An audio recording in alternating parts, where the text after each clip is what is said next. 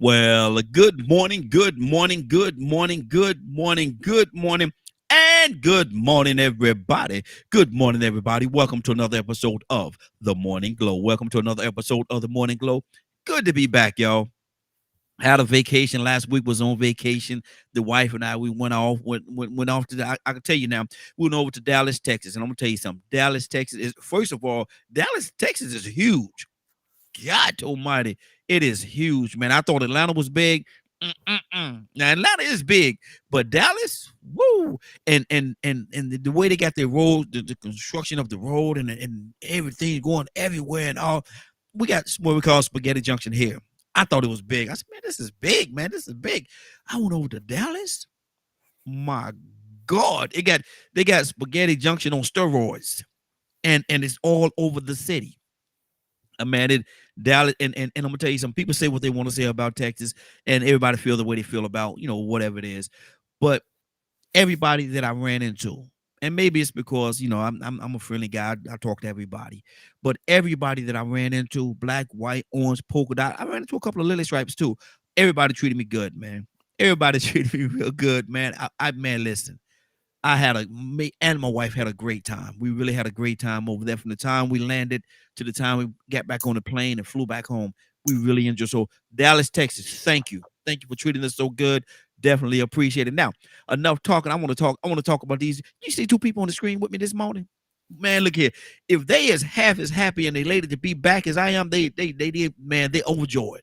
Because I'm glad to be back. I got to go to my sister from another mother, but we got the same father. This is Zamari. Good morning, young lady. How you doing this morning?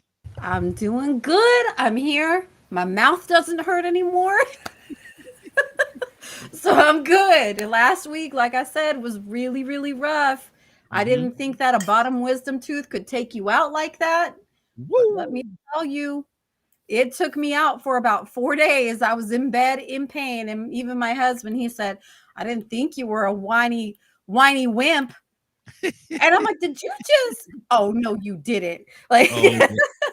Oh, yes, he did. And I'm going to talk to him about that, boy. That's a gut punch right there. That's a gut punch. I look, as a woman, I will tell you that that tooth pain was worse than giving birth. Good Lord. And I've had 6 of them. Woo. Naturally, that was where I would rather have 10 babies than Good go through that Lord. again. Yeah. I'm gonna go ahead and tell you. I'm gonna go ahead and tell you. And I think the wise man, Mr. Donald Toussaint, who's here with us this morning. Good morning, sir. How you doing this morning? I know he will agree with me. I can't push no babies out now. Give me a toothache. I'll fight that, but I ain't. Toussaint, good morning. How you doing this morning? Hey, good morning, man. Good morning, Zamari. Man, How listen. are you? I'm good. Good to see you too. You might Yeah. want to pull your camera down just a little bit though, wise I'm man. trying to put my I'm trying to put this thing on here. Oh Lord. Yeah, this thing on. I got this thing on my arm, Oh Lord. and Look at I'm it. Look at that. trying to. Oh, he's got a new accessory. Look at Yeah. this. Yeah. Yeah, Yeah. additives and preservatives. Toussaint had I don't know if you want me to tell you about it, but he had surgery though. Toussaint had surgery. Yeah, Okay. yeah, Yeah, he's the bionic man now. They rebuilt him. They have the Love it. technology. They have the technology. They have the capability of making a bionic man. His name, Donald Toussaint, I need to aka do that for my knees, so maybe I'll get a bionic knee this year. you be oh, able to jump first, be able to jump a single building, but what did he say? Be able to jump a building in a single bound or something like that. I don't know what this is. That's Superman, Superwoman. But Toussaint, what's going on with you, brother? How you doing? man, I'm all right. I'm taking the good, the bad, and the ugly, and rolling with it. There you go. There you go. Man, we've been gone. We've been off for about a week now, man. And I'm gonna tell you something. There has been a lot of stuff going on. There's been a lot of things going on. And some of the things I was in text, I was like, man, I wish I was there so I could talk about this. Oh man, I wish we could talk about this. One thing I want to talk about. Are our teenagers out of control? Man, I'm gonna tell you something. I saw some stories, even in Dallas, and when I got back here about kids in the malls. Why do our teenagers have to go to the mall and lose their minds? Smart. what is going on? We used to go to the mall. We used to act up, but nothing like these kids are doing. They're shooting, beating each other, and having all kind of. I don't know if they beating each other in the games or beating each other out the games or what. But they're shooting. They're carrying weapons. Man, these teenagers we got today, man, it's a little different. Home training. I'm gonna keep saying it. Home training. What's going on at home? I mean, really. Look, I mean, I get it though, right? To a point. You get away from mom and dad, you're at the mall or wherever you're hanging out, you're going to act crazy, right? Because you don't have that supervision. You don't have mama or daddy sitting there and telling you, hey, you better act right or else, right? Because you know they're not going to act a certain way in front of their parents. Most kids don't. Teenagers or otherwise, they don't.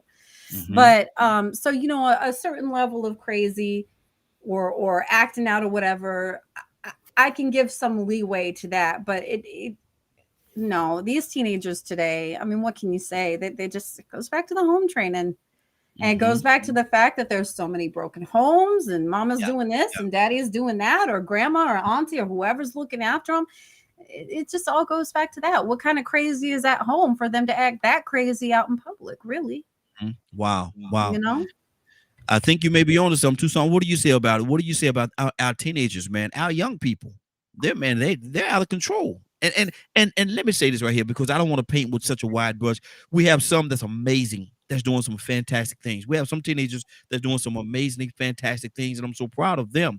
But you have the other side as well, Tucson, that, man, they just out of control, man. They want to fight, kill, and do whatever they could do, man. And I guess in the name of having a good time, if that's what it is, what's wrong with them, Tucson? What is really going on with our young people? Check their parents. That's all you got to do. Check their parents. You know that there are some people that have had separations and divorces, and their children still are not raised in a broken home. Yeah. Because the two parents have made up in their minds that they're going to do whatever it takes for them children. Yeah. And ain't got to ask nobody. Don't need permission. No, I don't. No, I don't need to. I don't need to ask nobody about that. You make a choice. You know, some people can't. You know, good people, two good people, can't be good together. So they make a conscious decision to concentrate on the kids. Yeah. Let me throw something else out here. Some people make I don't know.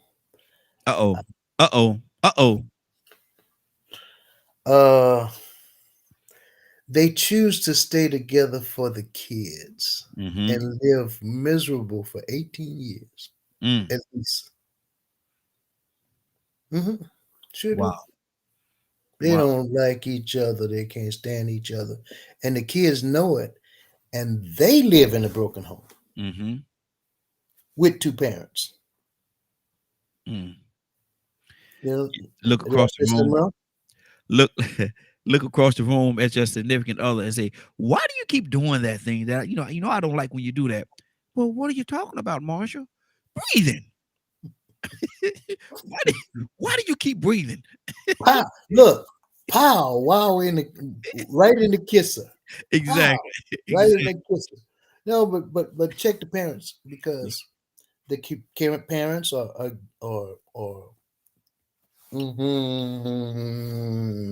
Quick, Ray. Yeah. Some of them are, I hate that word, but I'm gonna say it, thuggish. They loud and ignorant. Ignorant, not ignorant. There's a difference. Yeah. Ignorant is when you don't know something, and that's okay. You can learn. Yeah.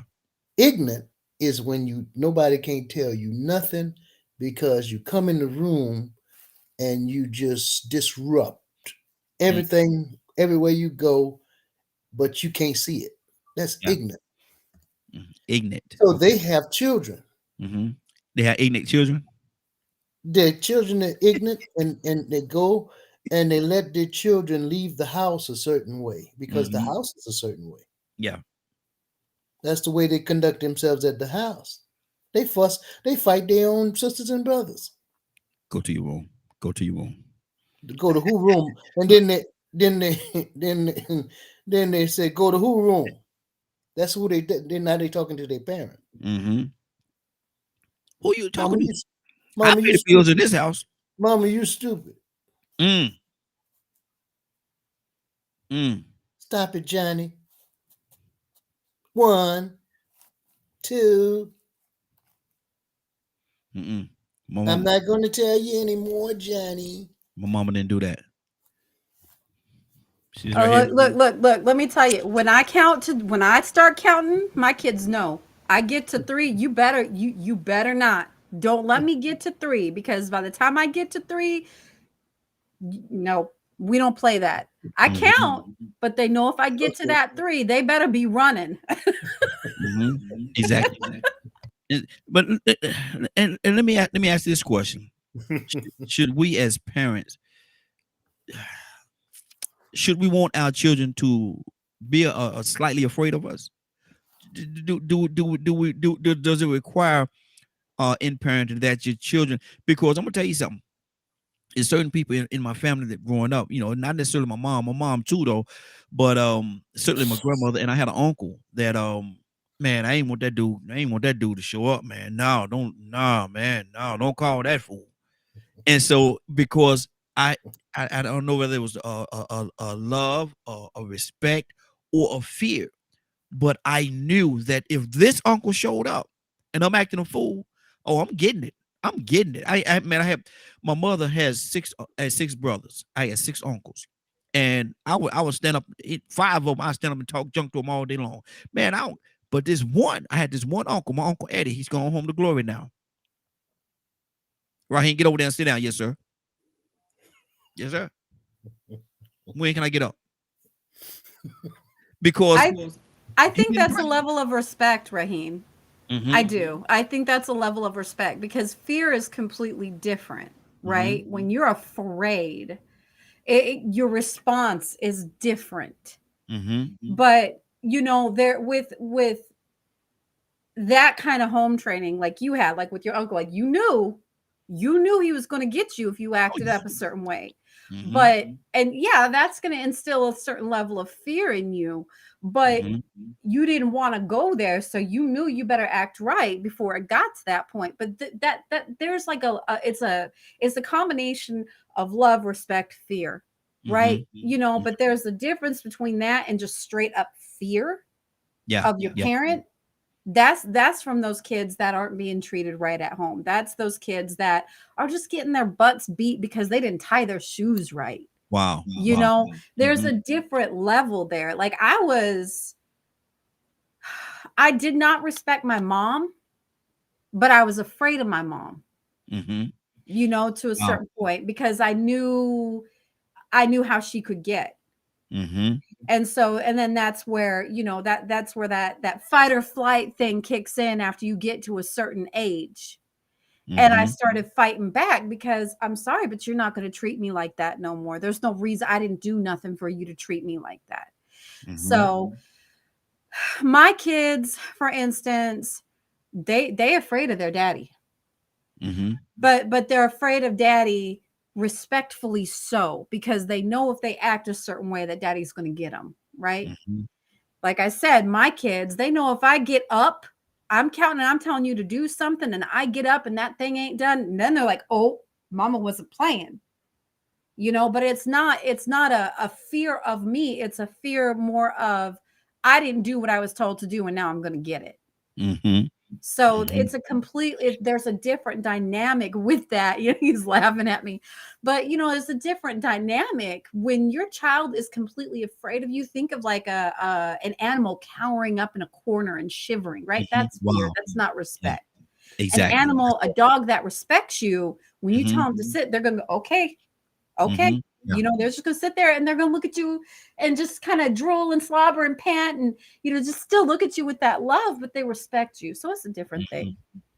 Tucson, what do you say to that? Should our children, do we as parents, should we want our children to certainly respect us, but also have a certain amount or a certain level of fear for us? Should we want that, or is that a good or a bad thing? What do you say to that? Adoration, Mm, almost.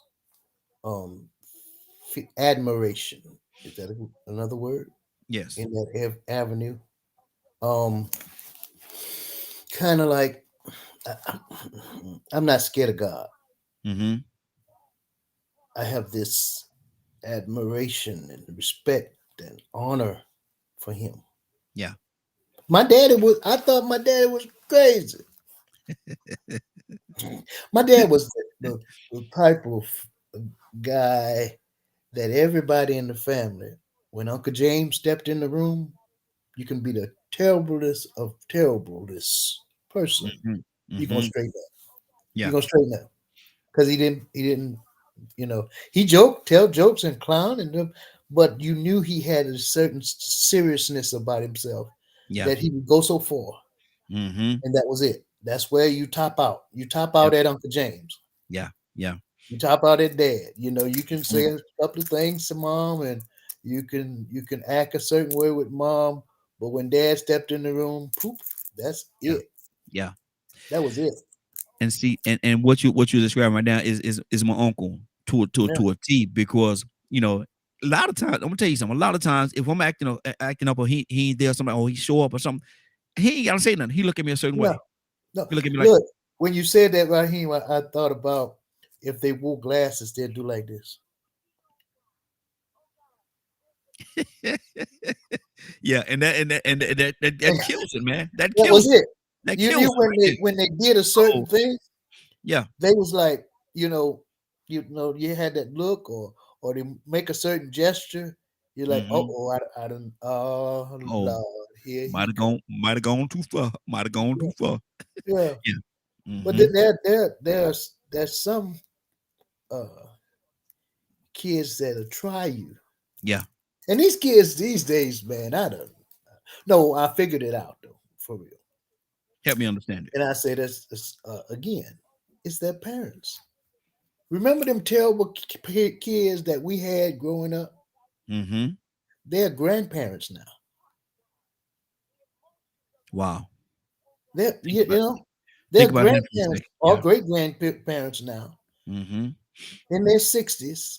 Yeah. It was just if they was dumb as a box of rocks, go three generations behind them. Mm-hmm.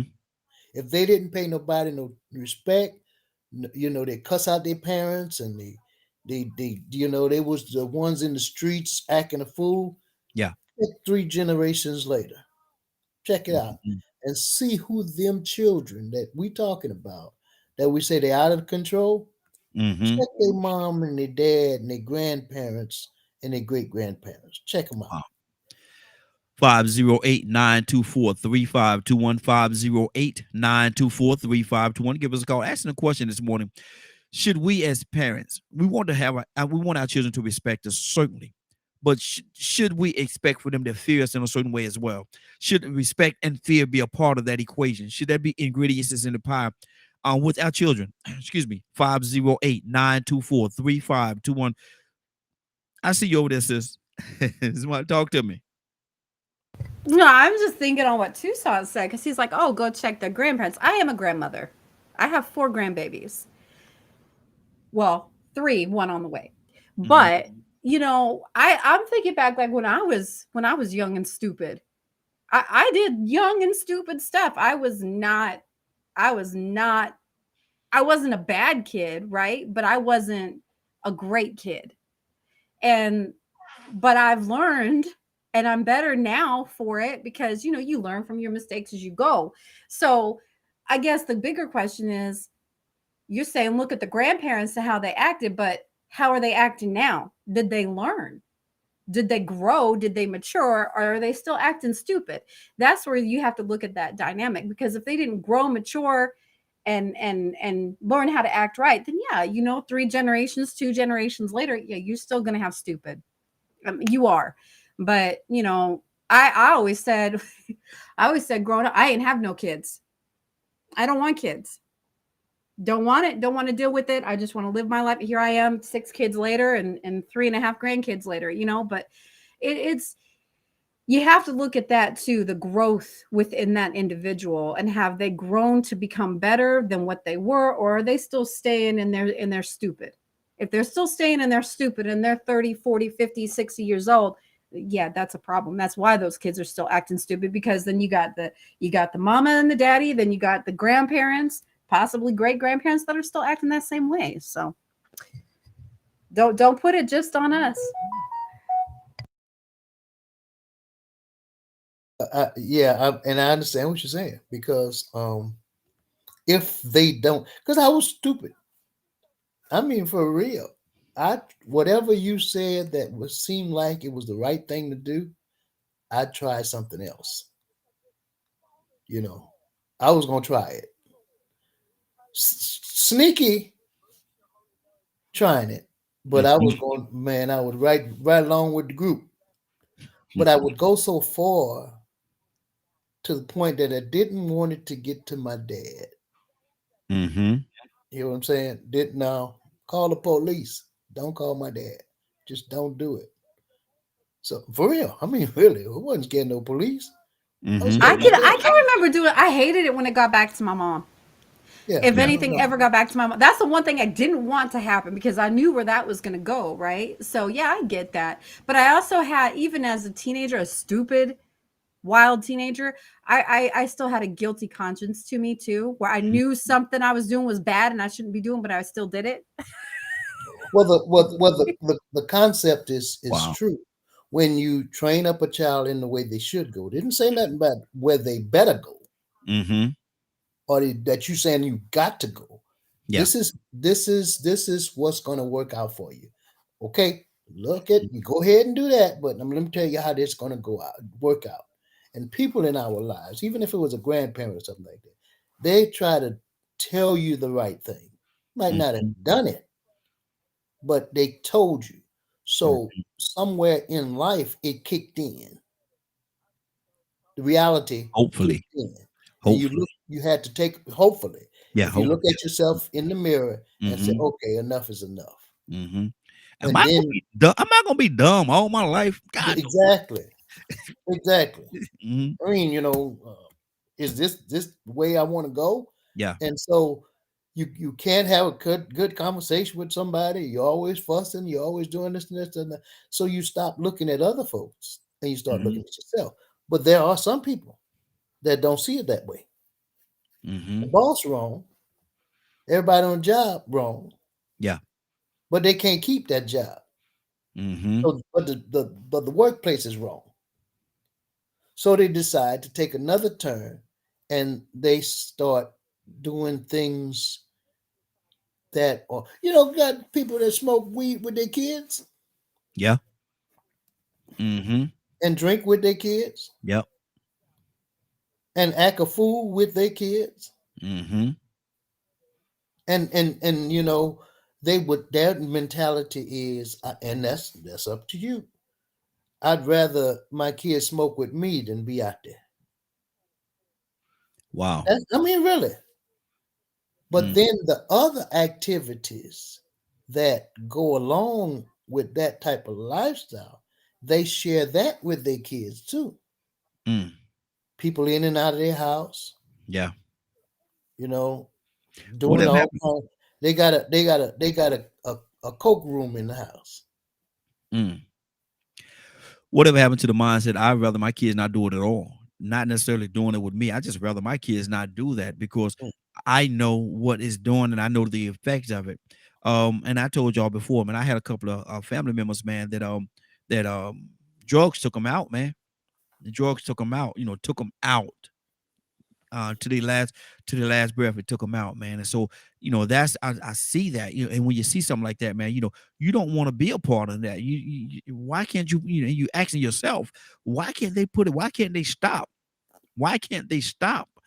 But you know, them spirits get a hold of them, man, and I guess they just can't let it go. Well, I know Mr. Maury wanted to say something, but look, you ever knew a kid that grew up in a crack house? Yeah. Their parents they have to make sure that now their parents just about at that over the over the hill, not over the hill, but over the limit Yeah. stage. Mm-hmm. They're out of control, and they go to school, but they got so much going on at home they can't learn. Yeah. Too much Too much going on. too much activity going on, too much movement around them, man. Too much Yeah. movement, and it's terrible because a lot of those kids have all so much. A lot of them kids have so much potential, but they just can't exercise it because they're just not in the right environment to do it. They just can't. Yeah, and that just kind of, obviously I didn't grow up in a crack house, thank God, Mm-hmm. but I did grow up with a lot of dysfunction in my home, and I do feel like that did stifle a lot of things that I could have accomplished, or things that I could have done with my life, because there was just so much dysfunction in my home. It does disrupt that. It disrupts a Mm-hmm. lot. And there are studies that show that our brain is so incredible, right? But Mm-hmm. our environments disrupt those neural pathways that our brain is creating. And it can put a blockage in, and it can do this and it can do that. So your growth is stifled because of the environment. That is scientifically proven. Yeah. That is proven that happens. If you have trauma in your home, or certain types of dysfunctions in your home, it's going to stifle that brain growth. And however, you would normally function in a normal environment, all of that, your brain goes, oh, okay, well, this is going on. So now instead of going this way, we're going to create pathways going this way to try to kind of, protect from this trauma that's going on. So it creates these other pathways. The brain is an incredible thing, Yes, but it it can is. also really mess us up because of our environments, right? It's sad, but then you do hear those stories where you've got these incredibly resilient individuals who go off to become owners of their own companies. And they'll tell you they grew up in a crack house. Yeah. Their mama was doing this, daddy was doing that, but they're educated, and they've got that just, there was something else there within them that allowed them to be able to come up out of that and do something better for themselves. Not to say it wasn't a hard road, but a lot of kids don't have that type of resilience, especially going into adulthood. So when I hear those types of stories where you got that one person that's able to come up out of that and make something, that's like those stories of hope. You're like, man, but if they can do it, and they grew up rougher than I did, what the heck is wrong with me? Exactly. Why couldn't I? What happened with me that I didn't have that same type of resilience to be an owner of a company, or to accomplish this, or to accomplish that? So it's sad, but it's the parents, the home training. Like, I just, dude, I don't even know. I don't know. I think it's a lot of relaxed parenting too, where they want to be their kids' best friends. Yeah. They don't want to be the bad guy. I'll be the bad guy. I don't care. I have no problem with it at all. And that, I have 4 beautiful daughters, love each one of them dearly, man. But I'm gonna tell you something. I tell them all that I'm not your friend. I'm not your friend. I love you. Yes, I do. I do anything in the world. I would die for you. But I'm not your friend. I'm your dad. I'm your father. And I have, as your dad and as your father, I got certain responsibilities. And I have to stand up to those responsibilities, or you're going to fall short. Ryan, good morning, sir. How you doing this morning? Oh, Ryan said he'll be right back. Okay. I'll come back to you in just a second. He had to step away. Tucson, talk to me, man. And I say it all the time. I love my kids. I do. And any one of them will tell you that I do. And I do anything anything in the world for them. If I got to drop what I'm doing and travel across the country, it's just a wrap. It's a done deal. Whatever I got to do. But I tell them, I'm not your friend, though. I'm not your friend. I'm not your friend. No, you got your friends. I'm your dad. Exactly. There's a difference. Go ahead, Tucson. Yeah. I mean, and because there are some, when you think it's cute, when they're doing stuff when they're small, Yeah. and you don't try to direct them. You just go along with it. Mm-hmm. Oh, he's just a child. Well, you have to do something. You're obligated to do something to to Yep. to to, to get, turn that. You don't just let a if you want to treat her to bend a certain way, you take it when it's small and start bending it. Mm-hmm. Other than that, I thought about something. You have a dog. Now I'm not talking now of anybody as relating to a dog. Okay, Yeah. Yeah. Absolutely. but you Absolutely. can take a dog and raise him, or just the opposite. Mm-hmm. Raise him with wolves. He not gonna act like no house dog. He Mm-hmm. gonna act like a wolf, Exactly. and And vice versa. how wolf ways. Right. Mm-hmm. And so if you have the environment that children grow up in, they become that. Mm-hmm. But if there's no guidance and there's no morals, no values in that home, the home loud, they loud. Mm-hmm. Disrespectful, they Yeah. disrespectful. Yeah. So you see things go on and you wonder, why is it that it's happening like that? Well, you check the home. I always say, and I might be wrong, but there's some people that break the mold, like you said earlier. There are some kids that say, "Not, no, I'm just not going to turn out like that. Mm-hmm. Yeah. I'm Exactly. gonna do my own thing." Yep. Sit Yep. there and they come. Their parents are terrible people. I'm sorry to say that. Yeah. That's It's true. sad. That's sad to be able, or to even say, somebody's parents are terrible people. Mm-hmm. But there are some parents, Little terrible people. they are terrible people, Mm-hmm. and the children try not to be like that. Mm-hmm. Can you imagine? And I want y'all to visualize this for a second. An eagle, as powerful as an eagle is, an eagle on the ground plucking up corn and stuff with chickens because he does not know or recognize or realize that he could soar higher than they ever could go. Demara look like she about to cry. It's just a sad picture because Yeah. that's wow. I could not imagine Mm-hmm. the majestic eagle not flying as exchange Yeah. on the final leg, he wasn't quite able to match. high as possible because that's Yeah. it's crazy. What is that? Uh, But yeah, no, that would be Tucson- really sad. That'd be so sad. He's down. Now he's down on the ground. He's plucking chicken with the chickens, picking up corn off the ground, because he does not recognize or realize that he has the ability to soar. Okay, well, you know what's even worse than that? What Mhm. if you teach him how to do it Mhm. and then he still don't because he don't believe that he can? Wow. That's a lot of that. That's a lot of the children. There's a lot of kids in this society that we live in right now. They don't know. No one has ever told them. Nobody has ever told them that they could be successful, that they can do this, and they don't have to be their environment because they're so used to being in that environment. That's all they're used to. I'll tell you the first time because I'm very transparent when it comes to this.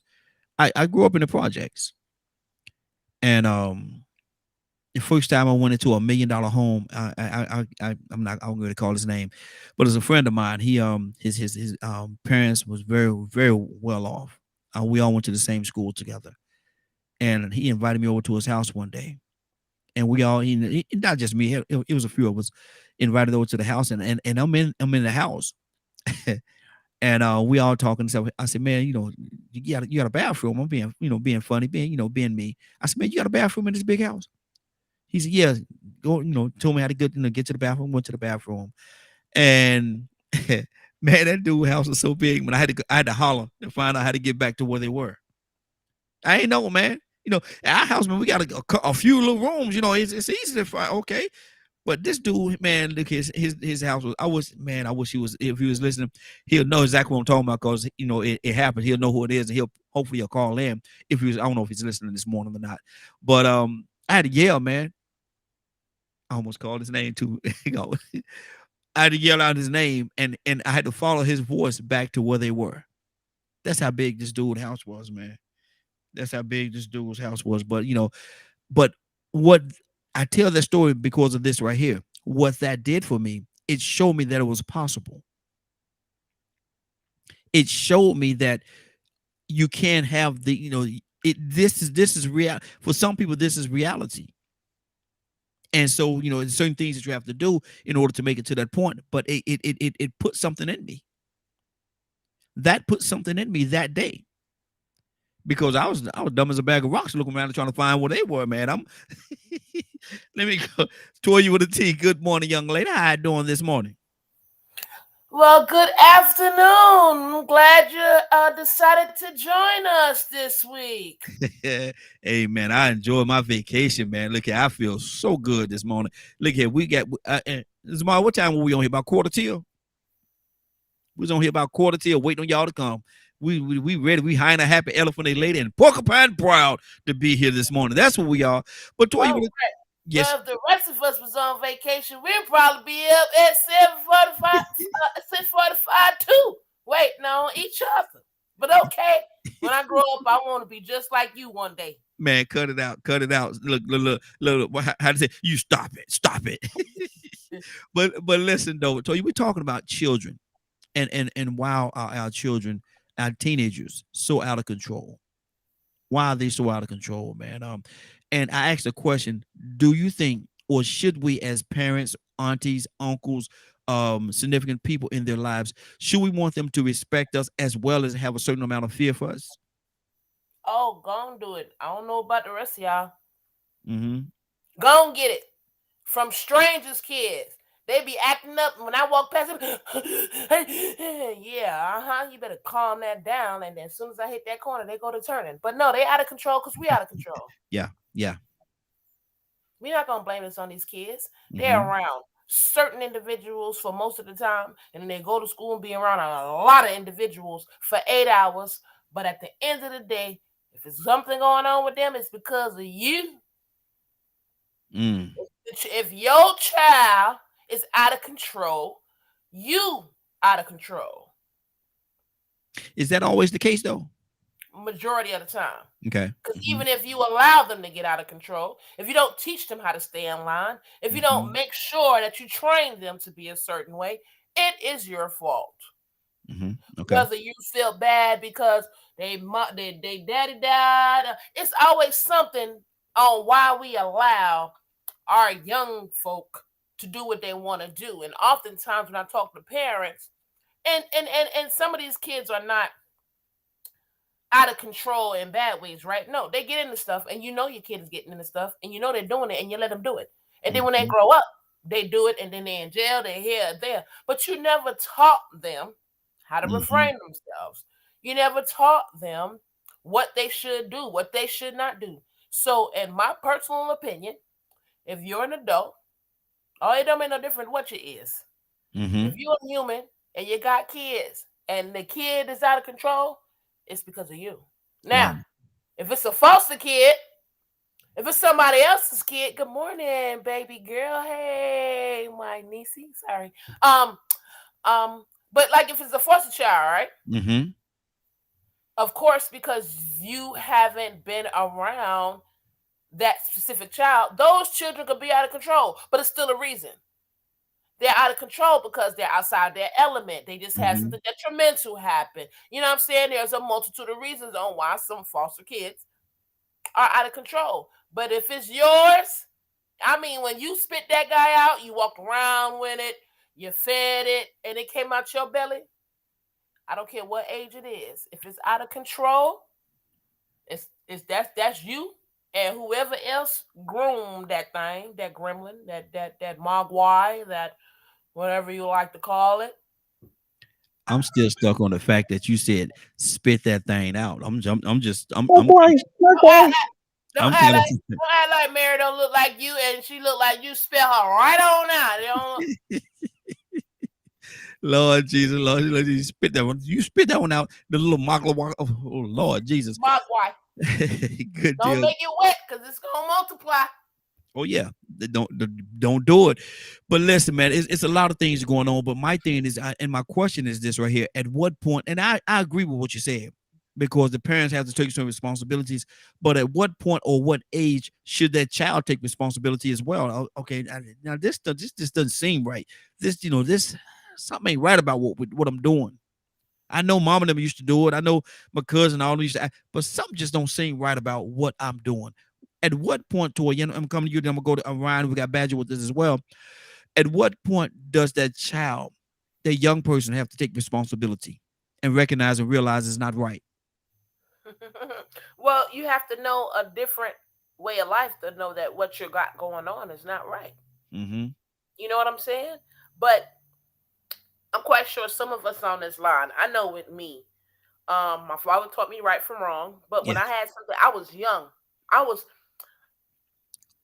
9, 10. My friend, my god sister just reminded me of this the other day. She said, Toya, she said, do you know you taught me how to ride the train system in New York? I was like, what? She was like, yeah, girl, remember we was young, like 11. I left New York at 14. So I had to be like 11 or 12. And she was like, yo, we would be on the train. And you was like, yeah, you can get off here. And I was like, oh, wow.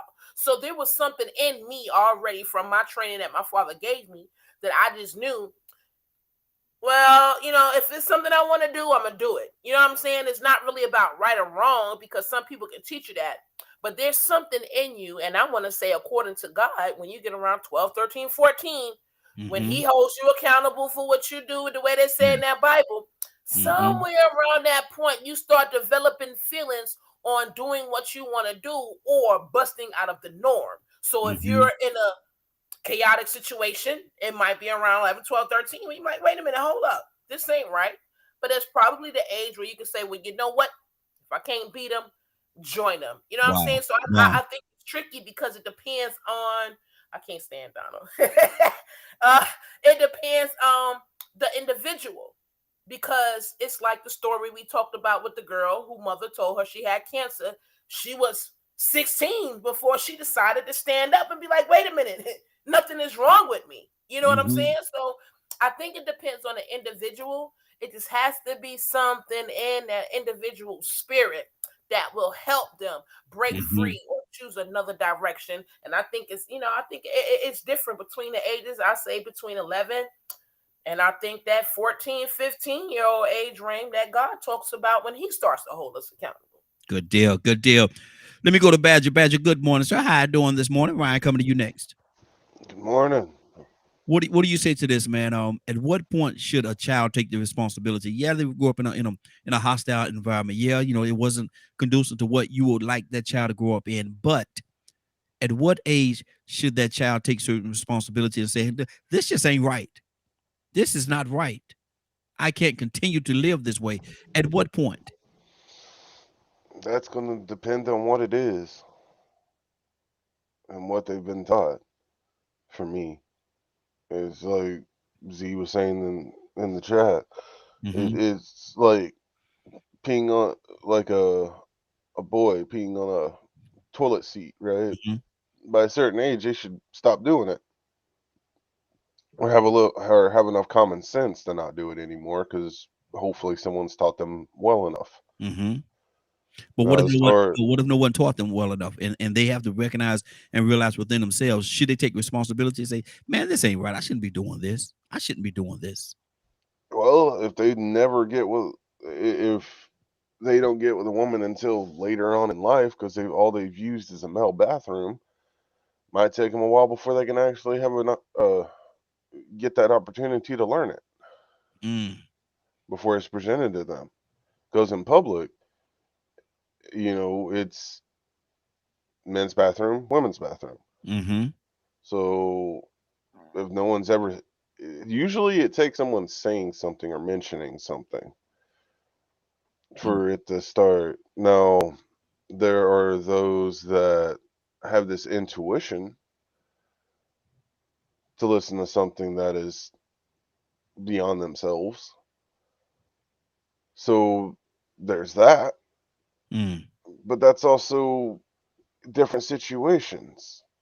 So, like, it's a very open-ended question to me, because there's so many factors of what's going on. Kids are being sent to public school. Do as I say, not as I do. So they're hearing a whole bunch of people tell them to do one thing, but their actions are a complete opposite direction. So they're not sure which way is up, down, left, or right. So, I mean, even sometimes us adults have to figure out what's a lie and what's not. Mm. Wow. So, and we're grown. Mm-hmm. Imagine a kid that's developing having to decipher if their teacher, or if their peers, or if any adult that they come in contact with is lying to them or not. And then the whole process, if they do the whole Santa Claus nonsense. Yeah, Santa Claus is real, Easter Bunny's real, and then they get older and then they find out their parents lied to them. But they're told never to lie. And they know it's not good to lie. Mm. Okay. Okay. What kind of mental process? Like, there is so much in here. It's such an open-ended question to me. Mm-hmm. Good deal. Good deal. Let me go to Ryan. Ryan, what's on your heart, brother? Good morning. How you doing this morning? Doing well. How y'all doing? Hey, doing good. Doing good. Happy to be back, brother. Happy to be back. What do you think?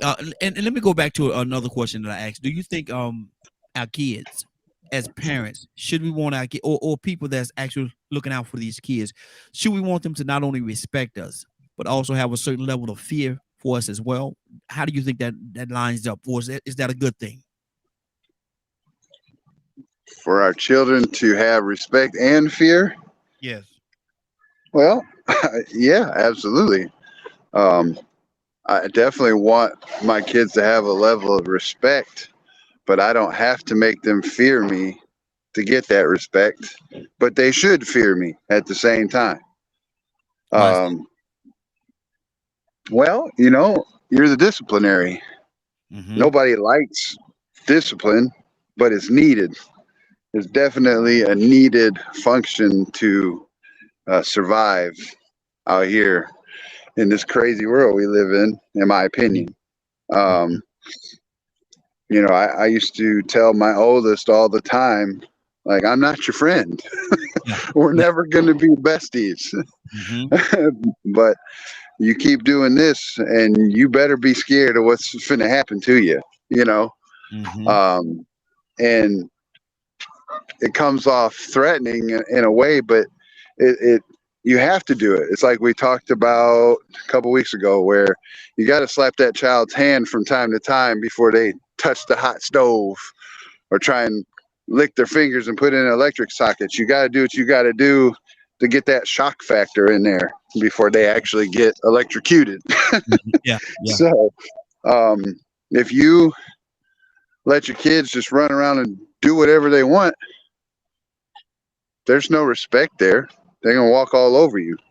Mm-hmm. And then you're going to be forced to do things that you don't want to do as a parent. I mean, there are some parents that want to do that stuff, but they crazy. So, yeah, I think that it's a necessity.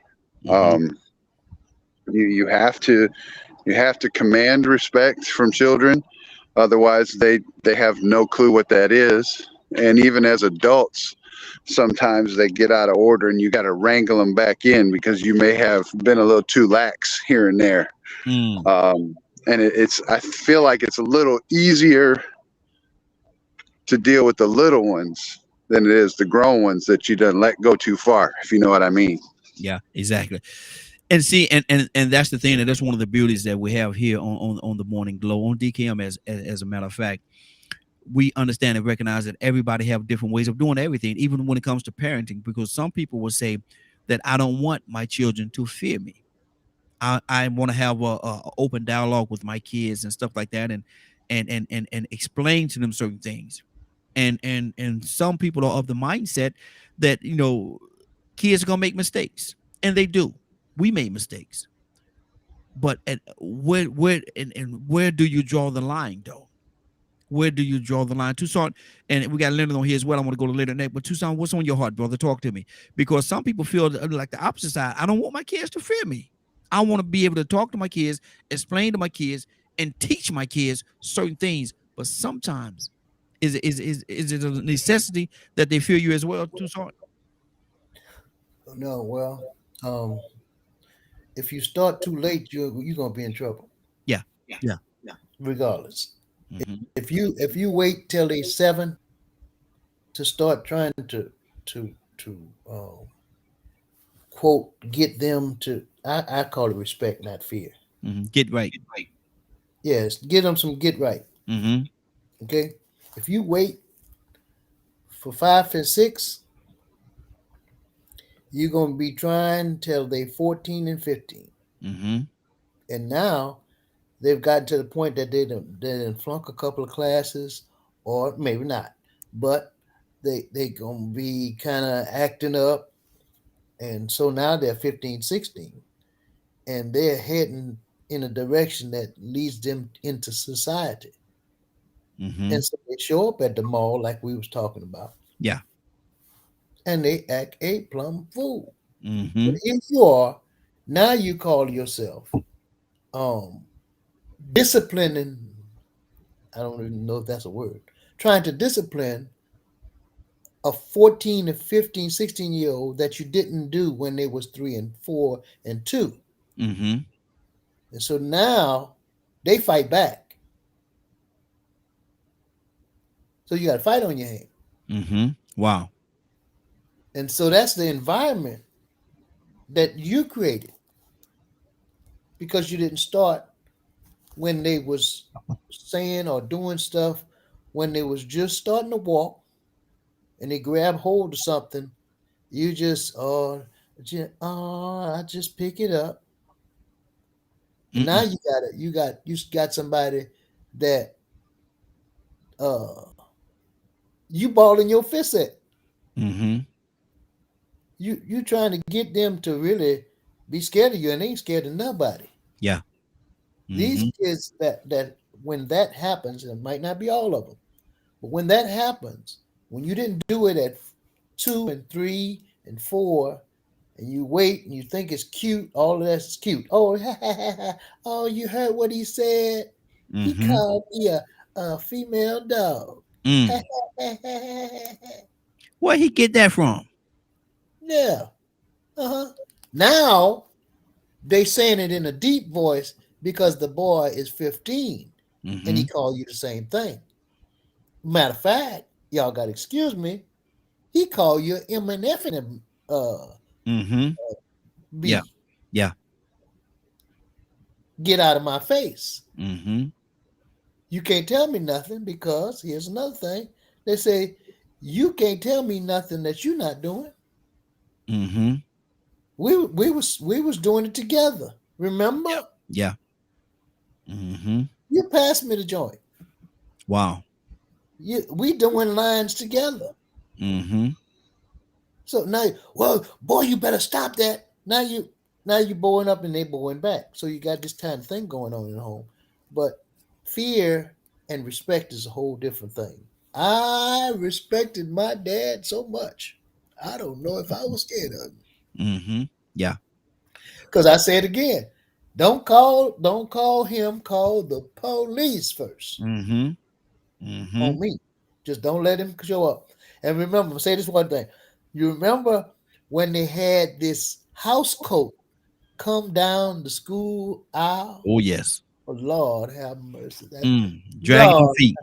Lord have Dragging your mercy. feet. Lord have mercy. That's too something, mama. Lord have mercy. Is it going to be something today? Captain Leonard, good morning, sir. How you doing this morning? Good morning, Raheem and the Morning Glow family. Man, I was looking at that thing. I thought there was I ain't know that was really you there, brother, on that screen. But listen, man, because it's small on my screen here, I couldn't really tell. But what do you say to this whole situation, man? You certainly want your children or a person that you're in charge of, raising, if you will, or like some old folks say, that you're rearing. You want them to respect you. But should there also be a certain level of fear there for you as well? Not how well, fear is what fear is. And it's going to happen when there's a consequence. When you're not when you're not the type of person that always want to do some wrong, fear is not an issue. Mm-hmm. You should have fear when you breaking rules that you are aware of. Mm-hmm. Mm-hmm. So it's definitely necessary, I guess, for, because we don't have a better word. That's good. Respect is a better word. Is that a fear of you getting caught, or the fear that you're breaking the rules, or is it a fear that, man, this dude here gonna act a fool when he find out? Yeah, it's definitely the fear of the consequence. Okay. It's the consequence that you should fear, not actually the person. It's the consequence. Mm-hmm. Because really, it's the consequence that you're trying to teach. Yeah. Now, I'm not teaching because, see, me, I'm going to be dead and gone. I'm going to be an old man one day. I ain't going to be able to handle you like I used to handle you when you was little. So the fear should be in the consequence for the action. Mm-hmm. That's the point of the discipline. Because remember, it's discipline. Mm-hmm. You're just trying to change behavior. You're not trying to be God. You're just trying to change behavior. So I think that some people get their chest stuck out and they think it's about them. Mm-hmm. You want your child to behave. Yeah. Regardless if you're there or not. So there should be a rule there. That's what discipline gets out of hand, and it turns into abuse. When there was no rule. Wow. If you just got mad. Yeah, you're supposed to be scared of somebody that just get mad and you don't know what they're going to do. Mm-hmm. But see, a system of discipline is set up to where here are the rules. Here's the consequence for breaking the rules. And it shouldn't be a surprise. Leonard, some people, and I was talking of, it was said earlier that they should fear, that your children should fear you, should have a certain level of fear for you. And I said that sometimes, some people feel as though they should have the children where they can communicate and have open dialogue and teach them in that way. Sometimes it don't necessarily include fear, the belt, or different things of that nature. Sometimes you could talk to your kids. I have 4 daughters. Mm-hmm. I can't deal with all of them the same way. I know each one of them have their own personality. One of them I have to take out the belt to make a point. Other one I could talk to, and another I could just look at a certain way. Right. And everything just, whatever it is over. I just give them it's a certain look. That's good parenting. Yes, sir. Yes, sir. And so my thing is this right here. You can't. There's no cookie cutter answer to this thing. So how does fear play a part or a role in raising those children when you're dealing with more than one? Consequence. Mm-hmm. The consequence is what they should fear. Not so much you. See, like I said, everybody want to believe they know what's best and their parents did them the best. No, it's not like that. Mm-hmm. It's like you explained. What works? What actually changes the behavior? Yeah. You keep whipping them and they don't do no better. You're going to keep just whipping them? That's psychotic. Yeah. Don't make sense. It's something about you that just like hitting folks. Mm-hmm. But my sons respond to my looks of disappointment. Yeah. Then I explain to them. They know the rules. It's like my son, he's on a punishment now. You're not on a punishment because I want you to be. Mm-hmm. You ruined your whole spring break because of what you did. Yeah. You knew the rules, but you chose to break them. So that's why you're going to suffer.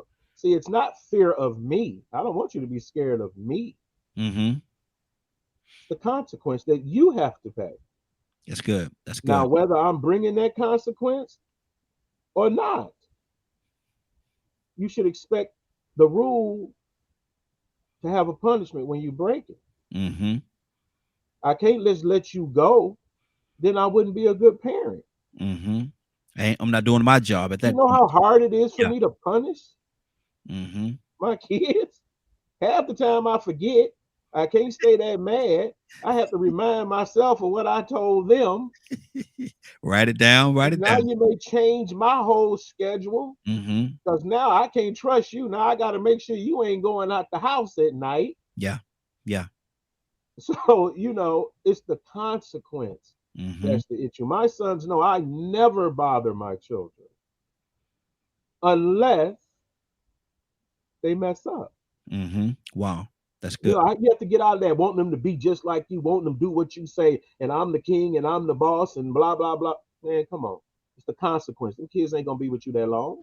It's integrity. My kids have the little plaques in the room, integrity. And do right when I ain't around. Exactly. Let me go to Toyota T. T, what's on your heart, sis? Toya? My bad. I was scared to go after Leonard. No, I didn't play it. No, I like what Leonard said, and that's right. You know what I'm saying? But it's levels to it. Again, it starts with you. If you're the person and the individual that have given birth to the gremlin, you have to teach them that consequences is what's going to be the issue. Because again, at me, if I was going to get a beating, I was going to do it anyway. It wasn't about the consequence for me. The consequence, all right, well, I'm willing to do it, and I'm willing to take it. But it doesn't mean that I wasn't scared. Okay? I think that's what throws people off. I think you have to train your children at very young ages on, what to be scared of, what not, right? So, Mark DeMarcus is here, right? He's new. He doesn't know me. And we going down the line. If you lie to me, I'm going to have a problem with you. I ain't going to want to fool with you. I'm not going to want to deal with you because you're not my child. You're somebody else's. So we're going to go down and I'm going to teach you a couple of things about auntie that we're going to get out the way right off the rip.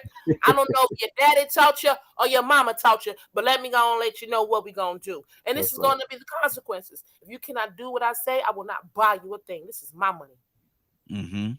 And if you can't help me out, and the thing that I say that helping you out is this, that, and the third, you understand what I'm saying? But even with that young man, at his age, he know that some of the things he's going through is wrong. He hasn't been taught that, right? He's been taught the fear because we instill that when we beat kids without explaining them. You know what I'm saying? I mean, I'm all for disciplinary action, right? Spanking that butt, but after you taught them what to do. Why are you talking with your hands? Now you're scared of everything like a little dog. Oh, the wind blow. Oh, you scared, you're jumping. Oh, the door slam. Oh, you scared, jumping. Somebody raise their arm and y'all, oh, they're scared, you're jumping. Right? Scared of everything.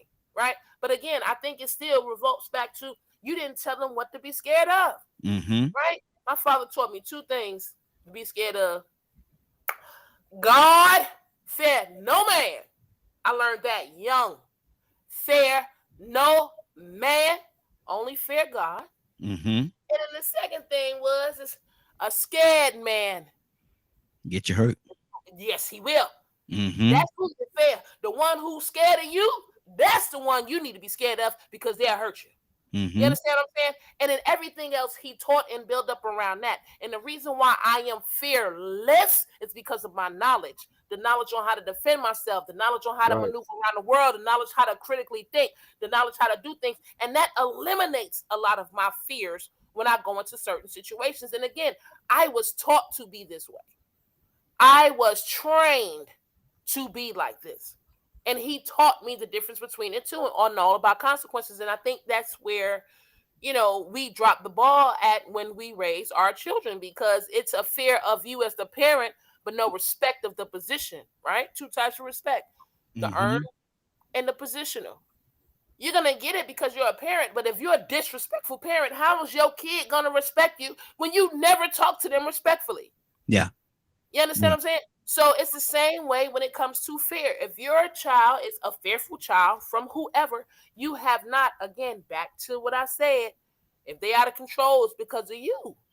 Because you have not broken down these components and allowed them to know who they are, how they should maneuver, what they should do. Well, you know what I'm saying? And constantly with my nephew, oh, auntie, I'm scared of crowds. Well, wait a minute. I thought you said you wanted to be a rapper. Yeah, I am. I'm like, so what if you're in a stadium with millions of people? Mm-hmm.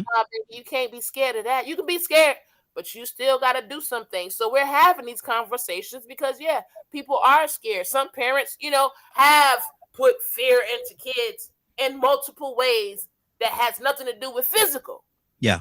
But again, until they are taught, until they are trained, until they are given the tools to be successful, just like in Karate Kid, Daniel's son was scared too, but he still wound up being the winner after he was taught and trained how to succeed at that skill. And I think that's what we need. You know what I'm saying? If your kid is scared, that's still on you because you didn't teach him how to be strong. Absolutely. Tamari? Do I even have to say anything? I mean, she just said it right, but she's 100% correct. Like, teach your children how to be strong. Don't teach them fear. Teach them how to overcome it. And that's a very good point, And, going back to what you, I think you had asked, is that Leonard? You had asked him, about discipline.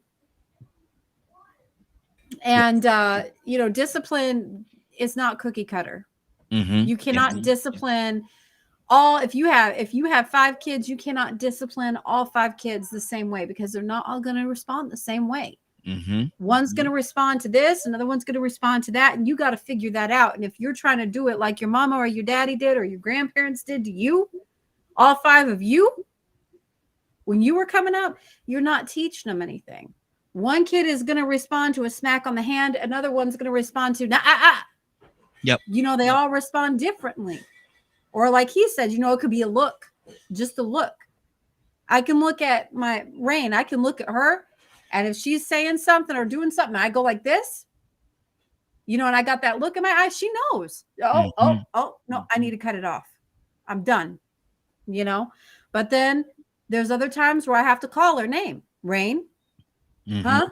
And she sees me. She goes, oh, okay. Yeah. With my oldest one, I couldn't do that. She didn't pick up on social cues. So if she's sitting there running her mouth and I'm looking at her and I'm going, stop. And she's like, huh? What are you doing?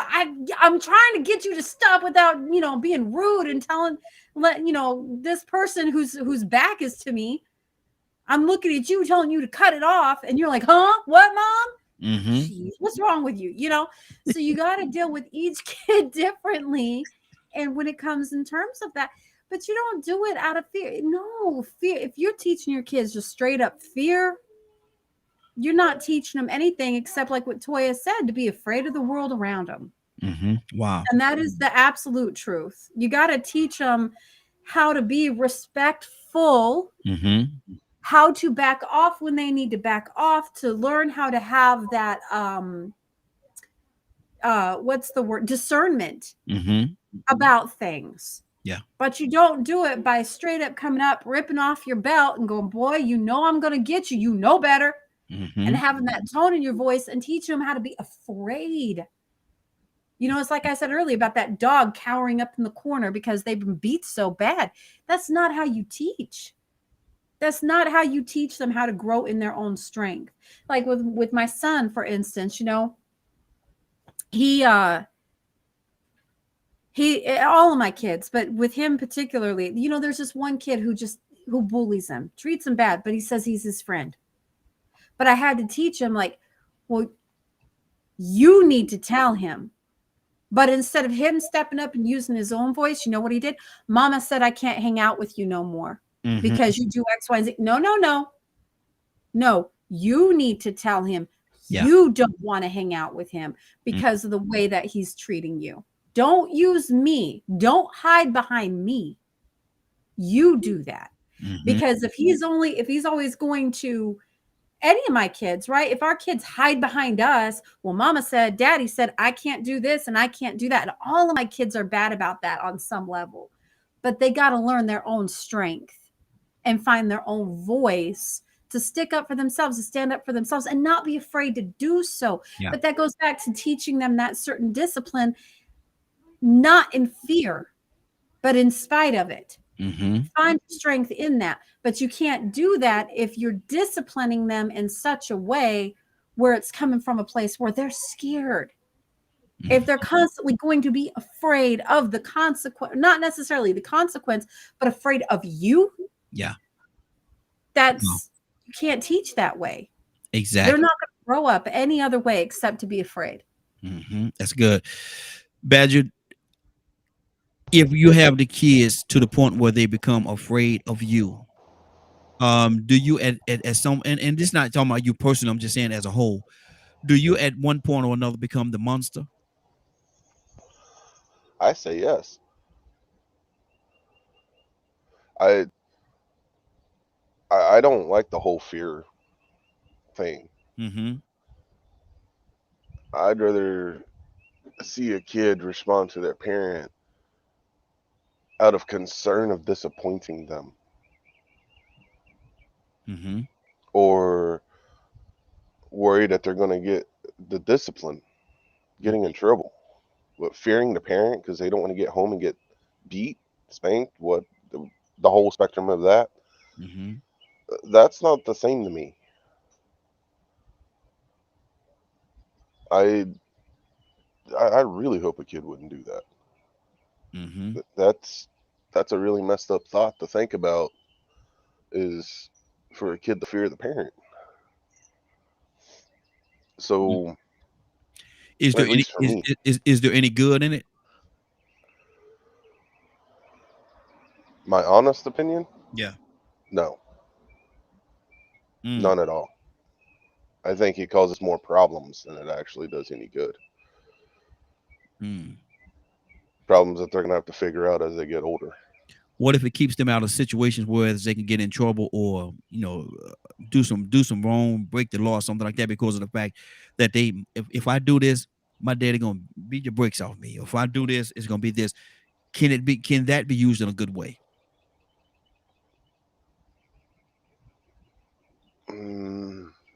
Beat the bricks.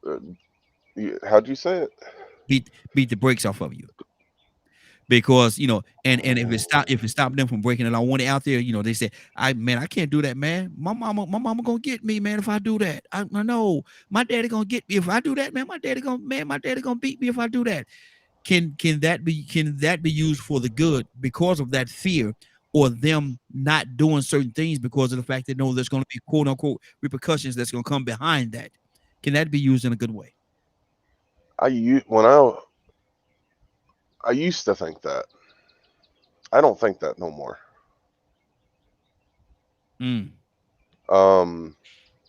Watching a child cringe or back into a corner out of fear showed me something that I never thought. I think that's a little different though. I not backing into the corner in situations like that. I'm saying that they don't do certain things. They don't, No. If they little buddies want to go out there and break the law, rob somebody or something like that, they say, man, I'm not gonna do that, man. Man, I go home, man, my daddy gonna kill me, man. I'm not doing that. Y'all go ahead. Or they want to go in the store and steal something. They want to go in the store and steal something. And he said, man, no, I'm not going in that store. My mom, man, me and my mama had this conversation. If I steal something, she gonna get me, man. I'm not stealing with y'all. I'm going home. Bye. Can that be a good thing? So for me, if my kids are especially at an age to do something like that, my kids already know that they're going to be getting in the car with me and we're going to be driving down to the police station. I'll put them in jail myself. And that could be an element of fear right there. So that could be an element because of fear. If you're going to do something, you're going to be a responsible human being and accept the consequences of your actions. Okay. But like I said again, at the same time, that could be an element of fear. If I do this, my daddy gonna take me down to the courthouse, down to the jailhouse, man. He's gonna lock me up, man. I'm not gonna do that because I know he's gonna lock me up. I'm scared to do that, man, because he's gonna get me locked up. Let me go to some. Go ahead, finish your thought, Badger. I just don't like the way you're using the word fear. Well, it's well, like it doesn't. Well, brother, English doesn't have a much better word than that. Okay, so you know what also point out with fear, some people, fear turns them on. Yeah. Yeah. So that's why when I tell people, you may think that you're doing the right thing, but just as we talked about, I know, like, say, for instance, you mentioned with animals, and I work with a lot of animals. I used to work with abused animals. They're going to act different when I approach their cage. And that's how you can tell the abuse that they've been through. So sometimes I have to sit that animal's food and let it come to it, where the other animals run to me. Yeah. But see, fear, I had a brother, you could have whipped him from sun up to sundown. He gonna do what he want to do. Yeah. Yeah. See, some people like, but it sounds strange when people don't want to admit it, but some people like it. Some people like a good whipping. Ain't that adrenaline junkies? And you have to be very careful that you're not teaching them to just take the whipping. Like my girl Toya, wow. You know what I'm saying?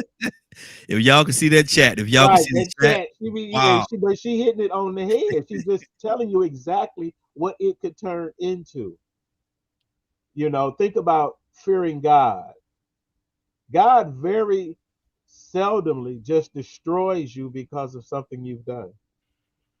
He just don't go all in on you and all that. Usually, God will allow whatever it is to take its course, but it's never to destroy you. To, like you say, you don't want a kid cowering every time you raise your voice. Yeah. I used to take my kids places, and some people, mothers were like, how are they so well behaved? Because they've been taught that way. And I'm very strict about it. But never had I had to just whip them. Like my mother used to say, don't wait too long before you try to discipline a child. And it's difficult. It's not easy at all. That's why I ain't got but two. Because I didn't want any more. This is a lot of responsibility parenting it. Yes, Lord. You can't, like you said, it brought a whole dimension into my life that I never thought about. So I caution people about it. It ain't for everybody. And if you're out of control emotionally, you definitely should not have children. If you don't have discipline, you shouldn't have children. You shouldn't even mate with people that ain't got discipline. Because like what you say, I don't know what she called them. Little wild animals running around. You can call them little munchkins, little munchkins. Little wild somethings running around. And you know what? Their parents are usually that way. Yeah. So we have to be very careful. A lot of Bible told people want to quote that, spare the rod, spoil the child, but it also don't provoke your child to anger. Hold on, y'all. I'm good. We There do the is phone one line. other participant in the conference. Please announce yourself. Okay, sorry about that. Just people saying that the phone line wasn't working, so I had to make sure I took it back on. She said gremlin. Exactly. Well, yeah, it's a lot of layers on this thing, and the phone lines are back on. So you know, if I don't know, something had to when we got disconnected, it may have messed the phone lines up. So they're back on right now. If anybody want to be a part of the conversation, please call in 508-924-3521, 508-924-3521. Ryan, are you with us, brother? Hey, there you go. Yeah, I'm here. Talk to me, brother. What's on your heart? I'm laughing at Toya and these gremlins. Magwai. Yeah. I agree with a lot of the different points being said. You know, I don't know. Like my wife and I had this discussion about my son. You know, raising boys is a different animal than raise, and she's a lot harder on the girls than I am, and I'm a lot harder on my son than she is. And we had that talk because, you know, I'm a man. I know how I was when I was a boy. I know how men act as they grow up and become teenagers and get older. And I used to tell her, like, at some point, you're going to have to stop being soft on that boy. You're going to have to toughen up. He's going to do some things that you're not going to like. And I'm not always going to be home. And you're going to have to turn into that enforcer. And she argued with me for the longest time. And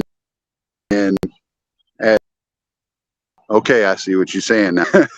So now she's got that fear side in her that come out when he does certain things. Because you know how children are. Like, he'll get in his feelings because his sisters will tease him because they're all older than him and bigger than him, and then he'll try and put hands on them. And I'm the first person to snatch him up and put face to face. You touch your sister like that again, like that. We are hands on women. You know what I mean? And so that's something that I know instinctively because I know how men are. If it's not wrangled in, it's going to get out of control. And she had to learn that. And now she's the same way. She'll snatch him up and treat him just like she, you know what I mean? So yeah, it's a lot of levels to raising children that you don't really understand until you have them. You can be around people all you want to, and you'll learn all kinds of things from watching others. But until you have your own and you deal with them on a 24-hour basis, you really can't begin to understand. And, you know, I used to, the way I was raised, I got beat for wearing the wrong shoes. So, and that's not a joke. I got knocked out unconscious because I put on shoes that my stepfather didn't agree with. And so I had to learn, starting from scratch, how to raise my children without being that type of parent, because that's how I was taught. You don't have to get angry at everything. You don't have to lash out at everything. And so, you know, I'm proud of myself for not turning into that person. Yeah. Do I have my moments where my anger overcomes me? Sure. But that's why I have that good woman over there in that chair to calm me down. There you go. That's good. And it's a team sport, man. It really is. Raising kids, it's a team sport. That's why it's very important that both parents be a part of their lives. Let me go to that. Yes, sir. Yes, sir. Let me go to the phone lines. Phone lines are back up and running. I apologize for the little delay that we had. Cassandra, good morning. How you doing this morning? Good morning.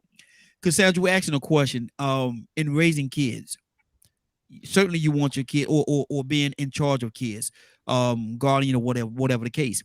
Certainly you want them to respect you, but should there also be a certain element of fear tied into that as well, where they fear you because they know that, you know, if they do certain things, there's going to be some repercussions?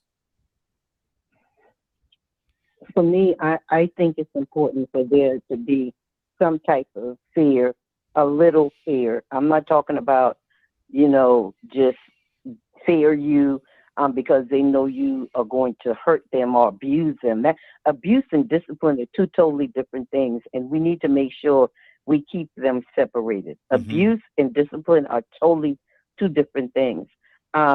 What I see happening now is we have a lot of undisciplined children that are out of control, and anytime your child going to tell you what they going to do and tell you off, you got a problem. Yeah. But a lot of the young parents now don't believe in, you know, putting their hands on them or whatever. I'm going to talk to her. I'm going to use psychology. Well, when your child is putting their hands on you and you trying to rationalize with them, that doesn't work for me. And even though there was an element of abuse in my raising, the way I was treated, I have never disrespected an adult in my life. And I don't disrespect even other kids. I was not like that. And I believe what we're raising now is a group of kids that they telling you what they're going to do or what they're not going to do. And that's because they have no fear of you. They don't fear you going to do nothing because they know your mentality now is, oh, she just going to talk to me. I ain't even worried about her, whatever.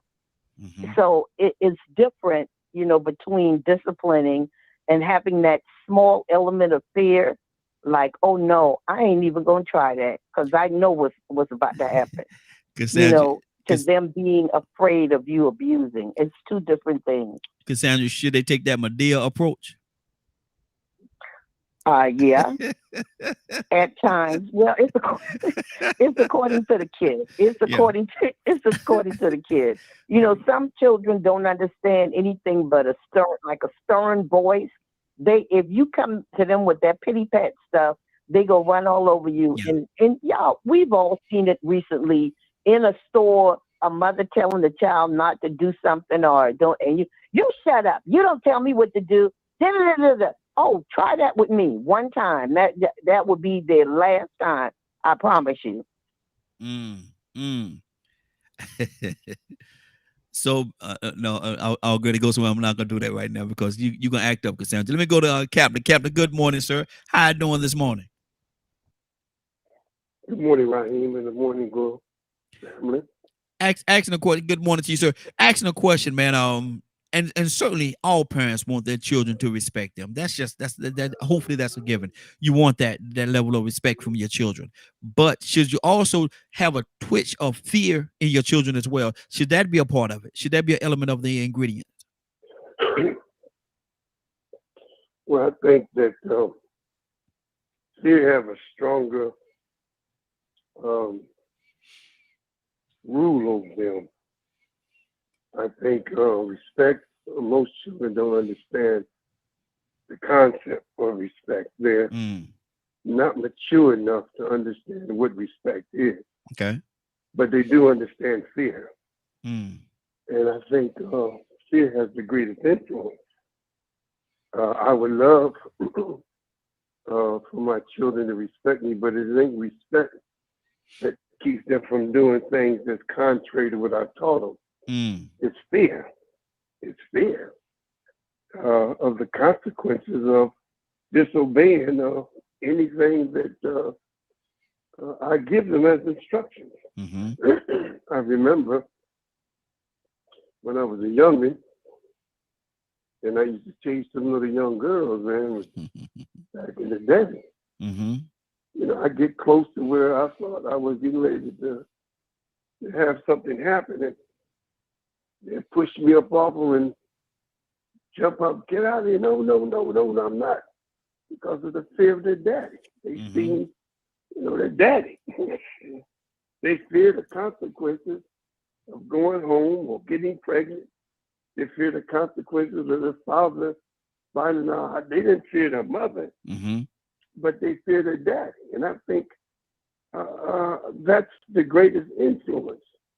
I don't think respect, I don't think they respect you until they get really, really older, where they understand what respect is. But most children don't understand respect. They understand fear. So I think fear has the greatest influence on them. And I think it works well. It works well. I think they grow into respect. I think fear makes them grow into respect. So that's my opinion. So there should be a fear element there first, and then it will transition over to respect. I believe so. Okay. I believe it comes from fear to respect. I don't believe it comes from respect to fear. I think it's fear first. Children understand that emotion.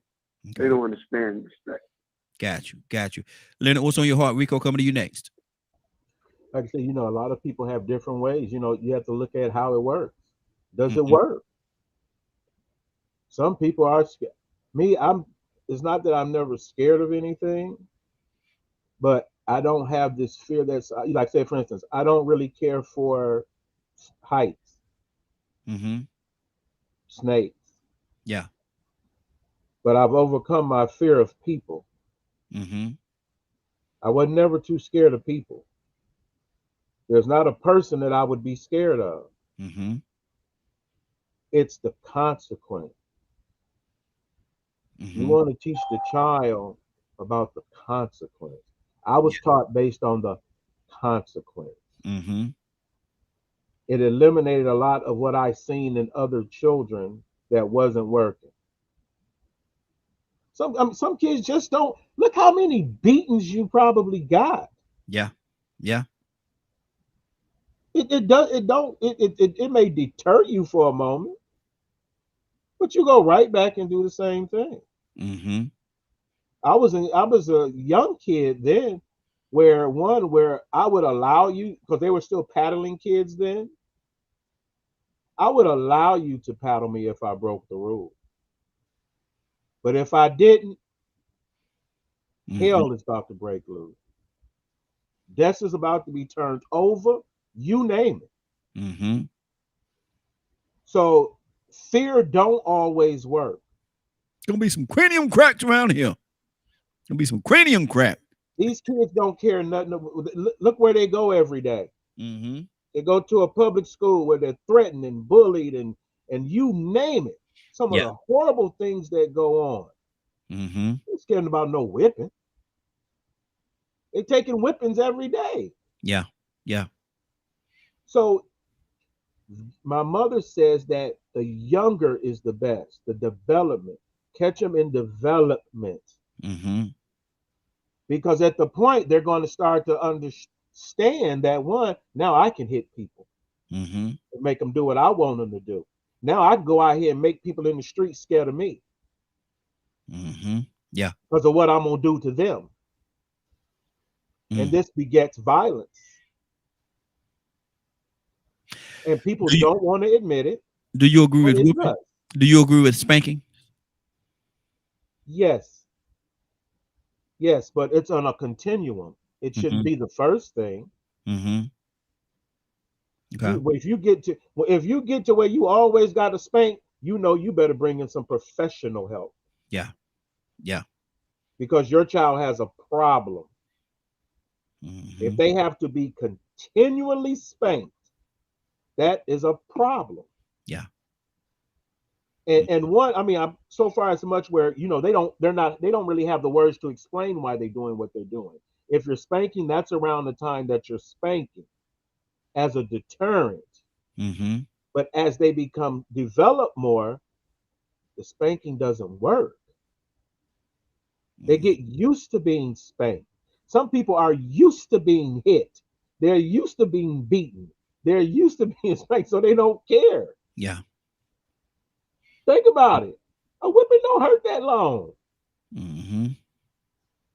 I'm gonna go out here. I'm gonna do everything I want to do, and I get home. I just got to get this little beating, go on to bed, and pretty soon you're gonna get tired of whipping me. Mm-hmm. You know what I'm saying? God forbid you got high blood pressure or something like that. You ain't gonna be able to whip. Mm-hmm. Your boy's 262, 225, ready to go to the league. Mm-hmm. You talking about whooping him? Come on now. It's 15. He picked you up to my mama. What you doing? You better hope you had got his mind right first. Yeah. Yeah. Exactly. And so that's what you have to do. You have to come in and you have to be early about it. It ain't cute when they mouthing off and talking about. That's back. That's not cute. It's very sadistic to think that you should hit someone and they shouldn't hit you back. So you have to deal with that as well. Mm-hmm. A little child, when you go to hit, they try to hit you back. See, that's the thing that bothers me about it. The thing, you're hitting someone and you don't think that they should hit you back. Is that bully? Yes. Wow. Stay right there, brother. We go down that line. That's a 45-minute conversation right there. But I see what you're saying with that. Rico, good morning, sir. How you doing this morning? I can't complain. Just happy to see another beautiful new day. What's going on with y'all? Man, you got a cold, man? Nah. Oh, it sounds like you got a cold over there. What do you say to this, man? Certainly we want our children to respect us, to have a certain level of respect for us. But should fear also be a part of that? Could fear curb them from doing things that they have no business doing because of the fact that they have that fear? Can it be a good and or bad thing? How do you view it? I mean, this is exactly the way Leonard said it. It's funny. I waited the whole time to get on there, and then he came right out and said exactly what I want to say. Wow. It's about fear. It's about fearing the consequences. Mm-hmm. Fearing the repercussions.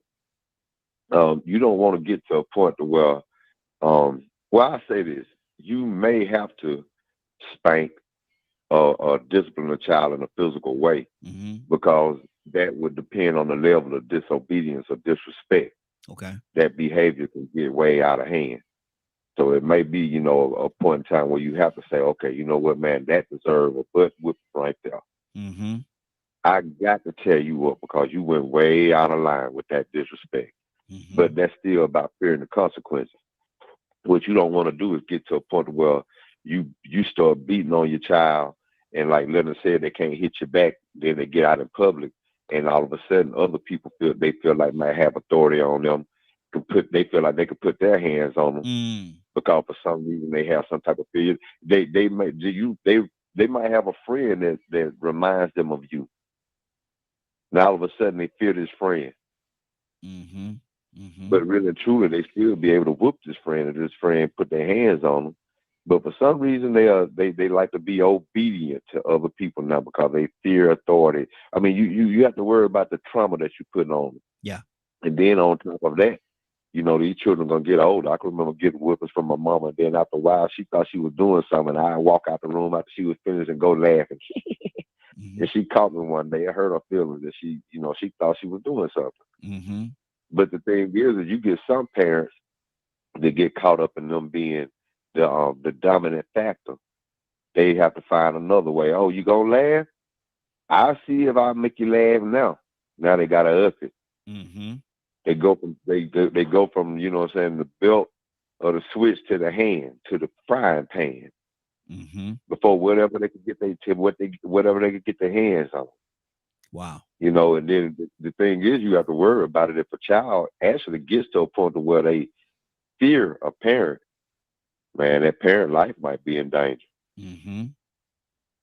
So, you know, I would prefer them just to fear the consequences of the repercussions that comes from somebody that's so respectful, that leads by so much of an example that you can understand the reason why that disappointment brought on that discipline that you received. Wow, that's good. Because it has to be justified. If you ain't careful disciplining a child, and that child doesn't see the justification in that discipline, then that fear might end up making that child somebody that you're going to have to fear later on. Because now they want some get back. Wow. That's they remember all the times you just whooped on them and beat on them and slapped on them because you could and they didn't deserve it, or you got mad at somebody else, so you came home and took it out on them, and you knew they couldn't do nothing. And yeah, they've been fearing you a long time, but after a while they start finding out this ain't right, and other parents are treating their children better. And then they see now that you won't do it to other people, but you do it to them because you can take advantage of them. Wait till I turn 16. I'm going to get you. Yeah. And stockpiling. Waiting to get those receipts. Toussaint, talk to me, brother. What's on your heart? Toussaint, you there? I didn't have that type. Yeah, I didn't have that type of parent. When I got 16, matter of fact, when I got, I can't say 50. Yeah, can I say 50? 40, 45. I still had the same honor for my parents that I did when I was 4. Wow. Sure did. I wouldn't raise my voice. I wouldn't talk back. No, sirree. There was some level of conversation that we would have in a respectful way. Yes, sir. But I wouldn't want to talk crazy to my 80-year-old daddy. No, sir. The devil is a lie. Because they raised us up in I hear words being said, fear and respect. And I thought about honor. And I hadn't got when it says the fear of the Lord is the beginning of wisdom. Okay. I thought about that and I said, well, okay, all right now. I'm not scared of him. But there are consequences for being disobedient. Yes, absolutely. And he make them plain. Same way with a parent. They would make it plain, the consequences. I have at least one child that I never necessarily had to do anything but tell him and it worked out good for him because, you know, it's not saying that he was the better child, because I know he did some stuff. But when I told him to do something, he just did it. Mm-hmm. I want my children to live long. And I'm just talking from where I'm from. The Bible says, honor thy father and thy mother. That's the one commandment with promise, that your days be longer. Mm-hmm. So you check it out. People that disrespect their parents, I don't care what kind of parent you got. Yeah. I don't care what, really, I don't. But if you go to cussing and fussing with your parents, check your days. Yeah. You ain't gonna make it long. Can't. Mm-hmm. Mm-hmm. But if you just honor them, I honor my parents. I honor them till they left here. There were certain things that I would do, I wouldn't do it in front of them. Mm-hmm. Yeah, exactly. I wasn't scared of them because I was grown. Mm-hmm. Do what I want to do, but not in front of them. Yeah, that's good.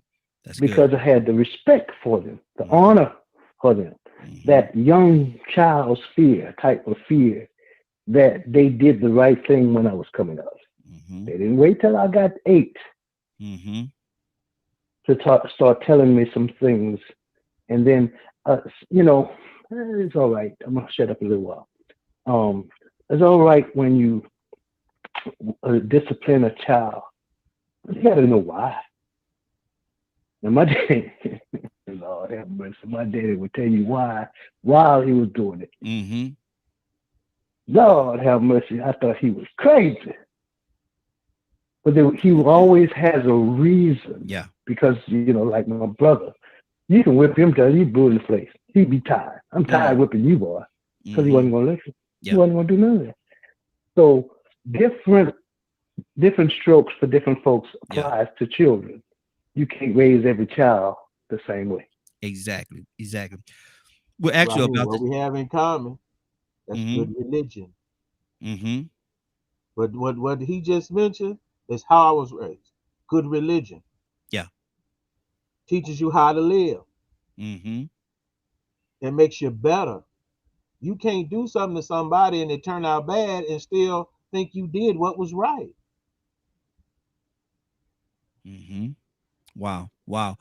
We're actually about to change topic. Anybody else have anything they want to say on this topic before we move to something else? Ryan?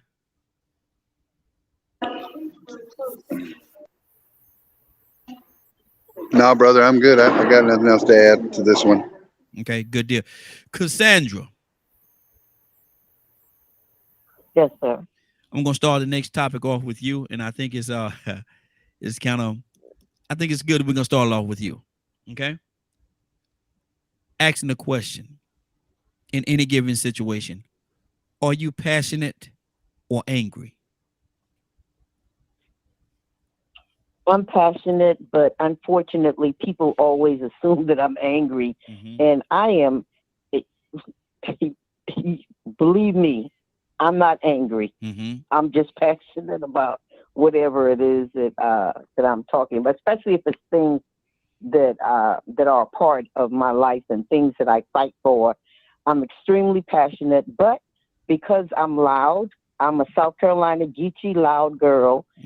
People assume that I'm angry at somebody, and I am in no way, shape, or form angry at anybody. But I'm extremely passionate about the things that I believe in. So, and I've just gotten to the place where I don't even care. If you think I'm angry, go with it. But believe me, you would know if I was angry at you for real. You'd know.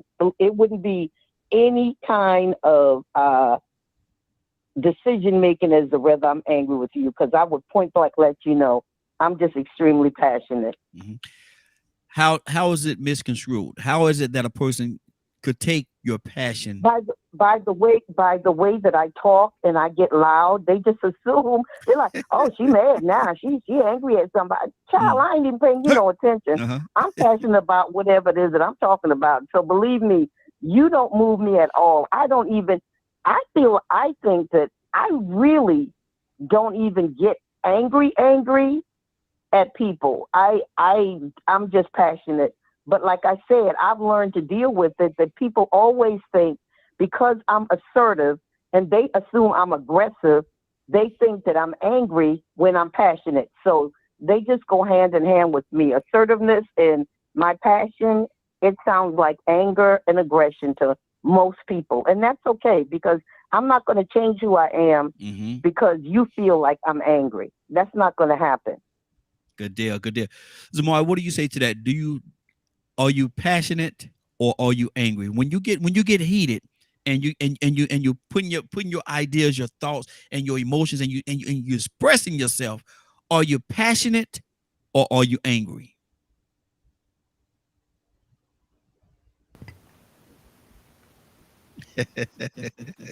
That's hot. Okay, so I guess it would depend on the topic, right? Whatever it is that I'm expressing, and whatever the other person or persons, how they're responding, right?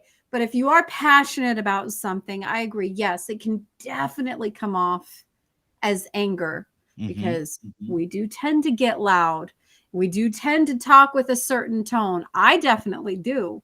And it can come out and be misconstrued, much like what Cassandra said, as anger. Yeah. But it's just like, no, but I know what I'm talking about. And I know this and I know that. And it should be this and it should be that. And you just, because it rises, that spirit rises up in you. And it does. It throws people off. And some they're like, whoa, we touched a nerve. No, but it's this and it's this and it's this and so, but depending on, I guess sometimes, it can lead, for me at least, it can lead into anger, because either I'm not being understood, you ain't listening to me because you think you know better than what I know on this particular thing that I'm really passionate about. So I have to be careful, because for me, my passion can escalate into anger. How thin is the line? It would depend. It would depend. It's not terribly thin. It's just if you're expressing yourself and you feel like maybe sometimes you're not being heard. Or misunderstood, then that's where, because I've had to do that with my oldest daughter. Like but no, she gets defensive like that, and I have to kind of like breathe it out, and I'm like, okay, I know where she's coming from, because I used to be that. I can still be that person, and so I have to check myself with that. Otherwise, I'm gonna meet her at that same thing, and it's gonna turn into something else. So I have to, when I do give myself the opportunity to recognize it, then I have to take a step back. Wow. So that it doesn't go to that other place, right? So I stay within that passion, but not going into that anger. Restraint. Yeah, that's perfect. Yeah, restraint. Yeah. Wow. Rico, what do you say to that, brother? Are you passionate or are you angry?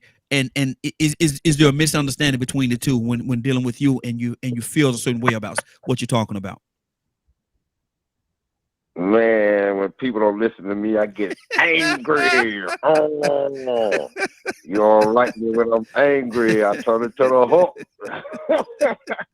Nah, man, I get accused of being intimidating, man. And then I'm 5'8". Last time I weighed myself 183 pounds. I ain't never been taller than 5'8". But during some conversations, people tend to say that I'm a bully. Now I can't say physically I bully bullies. I'm a defender, but I don't think I'm a bully. You know what I'm saying? I think I like to defend people, but when it comes to what I believe in, what I stand for, I'm very passionate.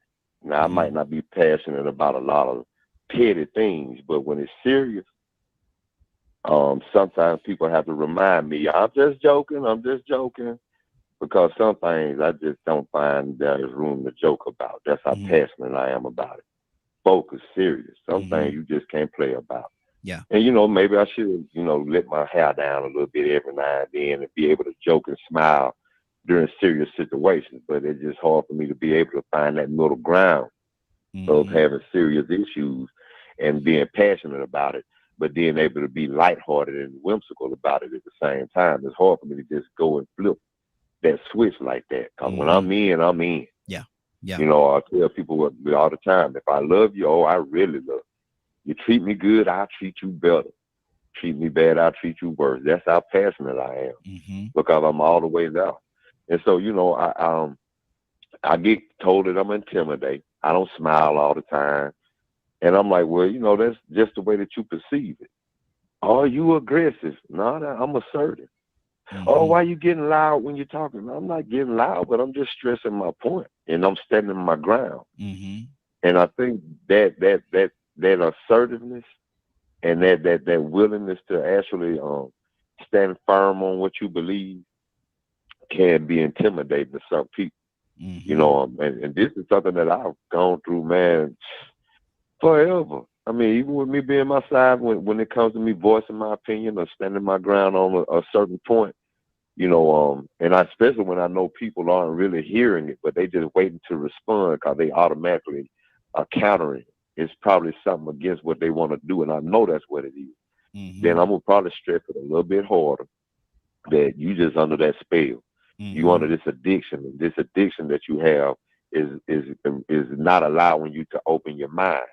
But now since you having this talk with me, I'm gonna keep on trying to open your mind as long as you trying to convince me that you want me to conform to your dysfunctional thought process. So yeah, I'm gonna stand my ground. I'm gonna stand firm. I ain't gonna back down. And like I said, that's intimidating to some people, especially to see a black man do that, to look you in your eyes when you talk to him. You know, man, down here in Alabama, you are very, I'm gonna say in the South, it's very possible you liable to run into white boys, maybe one or maybe a group of them with the rebel flags, with the little, you know, racist intentions. You know what I'm saying? Sometimes they get a little comfortable and cocky, and they think they're supposed to stare at you and look at you. And they think this is like the 40s or 50s when you're supposed to turn your head. And I can smell that energy coming off of them. And you know what I do? I look them dead in their eyes with that same look to let them know, yep, you hate my kind, and I hate your kind too. Wow.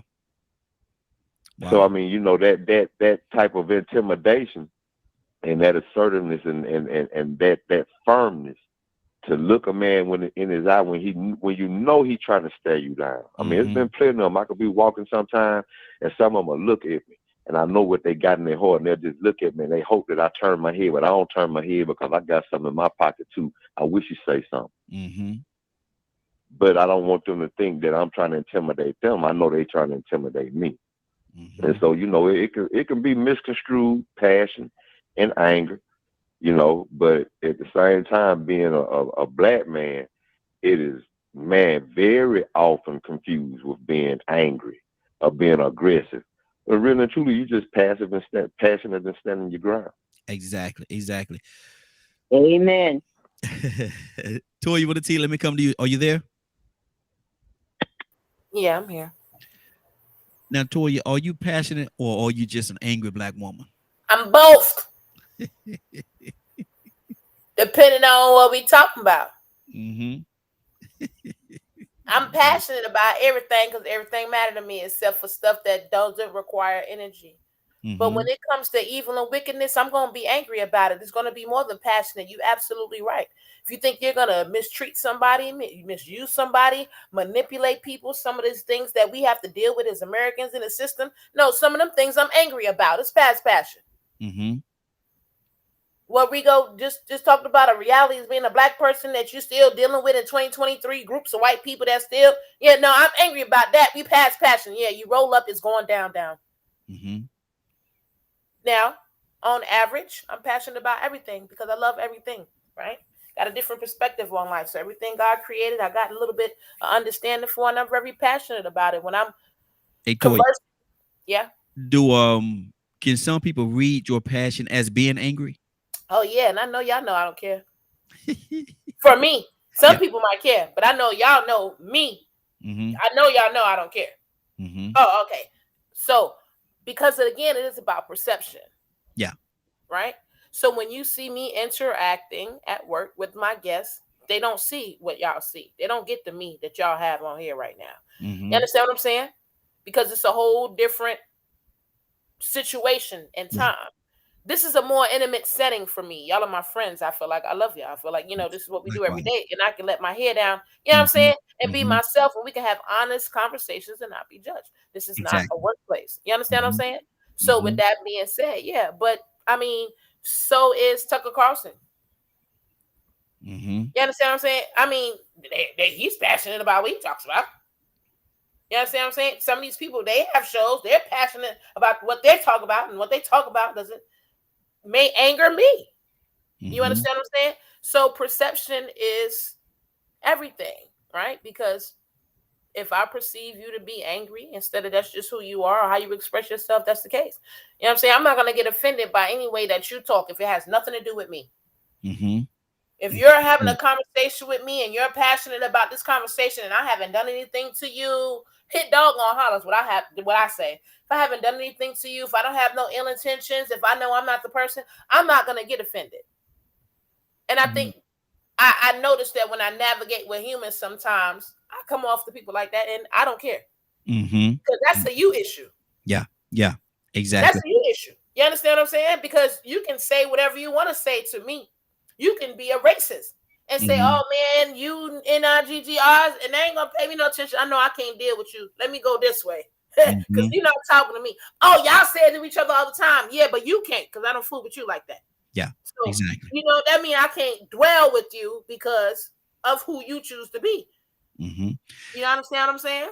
Toy, I'm gonna switch topic with you for a second. I'm gonna ask you a question. I'm gonna move on. As a matter of fact, Tucson, I'm coming to you next.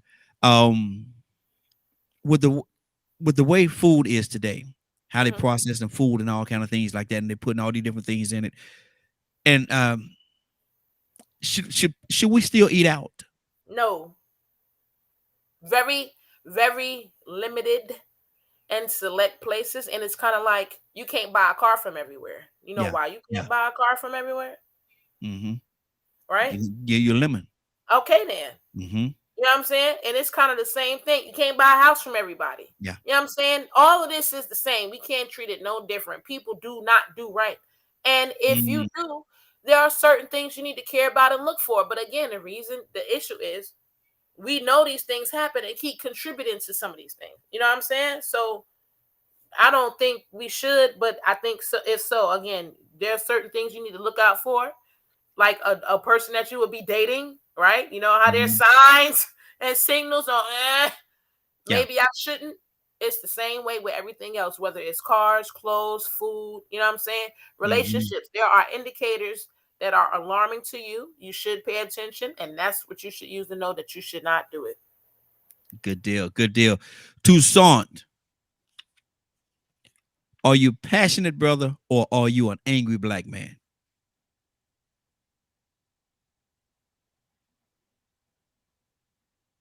He a quiet black man right now. What's going on? Tucson, you there? Wake up and go to sleep. Oh, yeah, I had the mute button on just talking. Passionately quiet.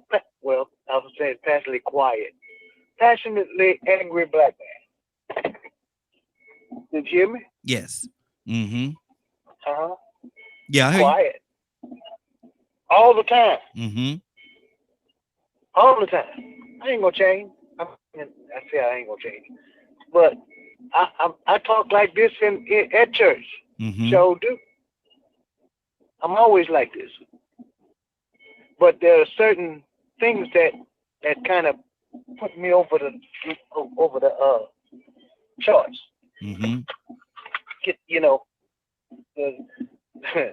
I wish you would. I get to the point that I wish you would.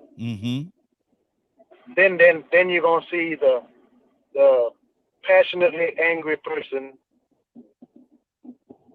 It's gonna be triggered. And then sometimes the worst time, you ever met a person, the worst time is when they're quiet. Yes. You know that there's trouble brewing when they stop talking. Mm-hmm. You ever met a person that don't bother nobody, Yes. and then you see somebody at them, and all of a sudden they get quiet. Mm-hmm. They're finna do you something. Yeah. Yeah. For real. I'm talking about finna really do you something that you didn't know was coming. And then we talk about, go ahead, I'm sorry. No. Go ahead. I'm just laughing at you. No, but you ever know a person that was scared, Mm-hmm. and then they stop being scared? They're gonna hurt you. Yeah. Mm-hmm. Mm-hmm. You ever saw a dog that was, and I'm not just trying, got tired being bullied and whoop up on a dog? Yeah. Mm-hmm. That's how people are. And so when I say that, I'm always like, I'm kind of like Rico said, well, the Incredible Hulk come out. I like the Avengers because the Incredible Hulk was in the Avengers, and he was like David Banner came up on the scooter and said, "Don't you think you ought to get angry?" He said, "I'm always angry." Mm-hmm. But there are certain things in our lives that make us act up on our emotions. Exactly. 508-924-3521. 508-924-3521.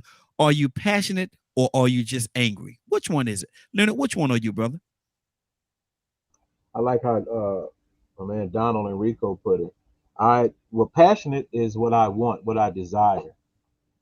I like passion. Mm-hmm. So I'm passionate when I want something, when I desire something. When something displeases me, I get angry. And when there's certain points in my life where I've controlled it here in the last year since I've had kids pretty much. But if I lock the door on you, I don't plan on you leaving. Mm-hmm. So I don't like to get angry. You're very rarely going to catch me angry. Now, you've probably, if you've seen me out doing what I do, you would assume that I'm angry. Mm-hmm. That's part of it. Yeah. You're going to be mad about something. But if I personally get angry, I'm going to do something to you. That's how you know I'm angry. Mostly, like I'm very avoidant. I don't even like the thought of an issue, of an altercation. So I easily just walk away from most stuff. I don't even talk to you about it. If you say something I don't like, I don't question you about it. I just go the other way. Mm-hmm. I'll never speak to you again. I mean, and that's easy for me to do. So I try to avoid situations where I would get angry. And when I do get angry is where I have skills that I've worked on to move that anger away. Anger is a spirit. Mm-hmm. So I don't allow that spirit to live in my house. Mm-hmm. That's good. So I practice against it. And I have to discipline myself. That's why the prayer and the meditation and everything. Mm-hmm. Because if I get angry, it is because I am displeased about it and I plan on acting on it. Mm-hmm. Do you control your anger? Or rather you get angry or not? All the time. It must be under control all of the time. Anger is out of control. Yeah. I value control. Mm-hmm. So I stick to what I value. It's the control that allows me to deal with the anger. Mm-hmm. To where I can walk away from you. I don't have to say nothing. There's nothing that you can say that will make me just go off and act a fool.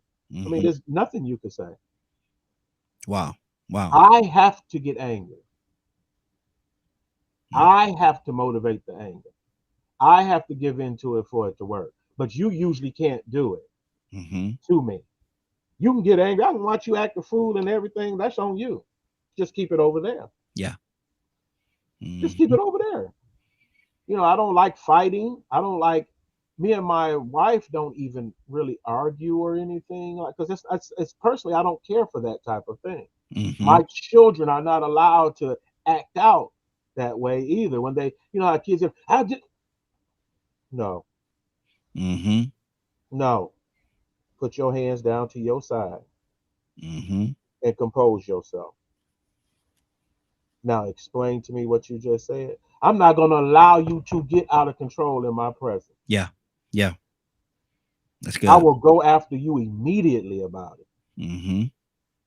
And that is like my wife say, if you really don't know me, you may not know. I'm extremely friendly. Look at that. Teach peace. That's what I do. I'm a peaceful person. I don't like a whole bunch of foolishness. Just getting riled up for no reason. No. If we're going to be mad, we'll be mad with a purpose. Get in some good trouble. Right. We're going to get in some good trouble. Right. Like Cassandra Yes, sir. said. Mad.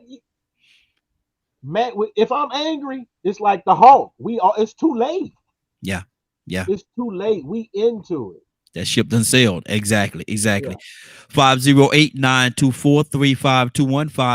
508-924-3521. Give us a call. Asking the question, are you passionate or are you just angry? Kat, what do you say to that?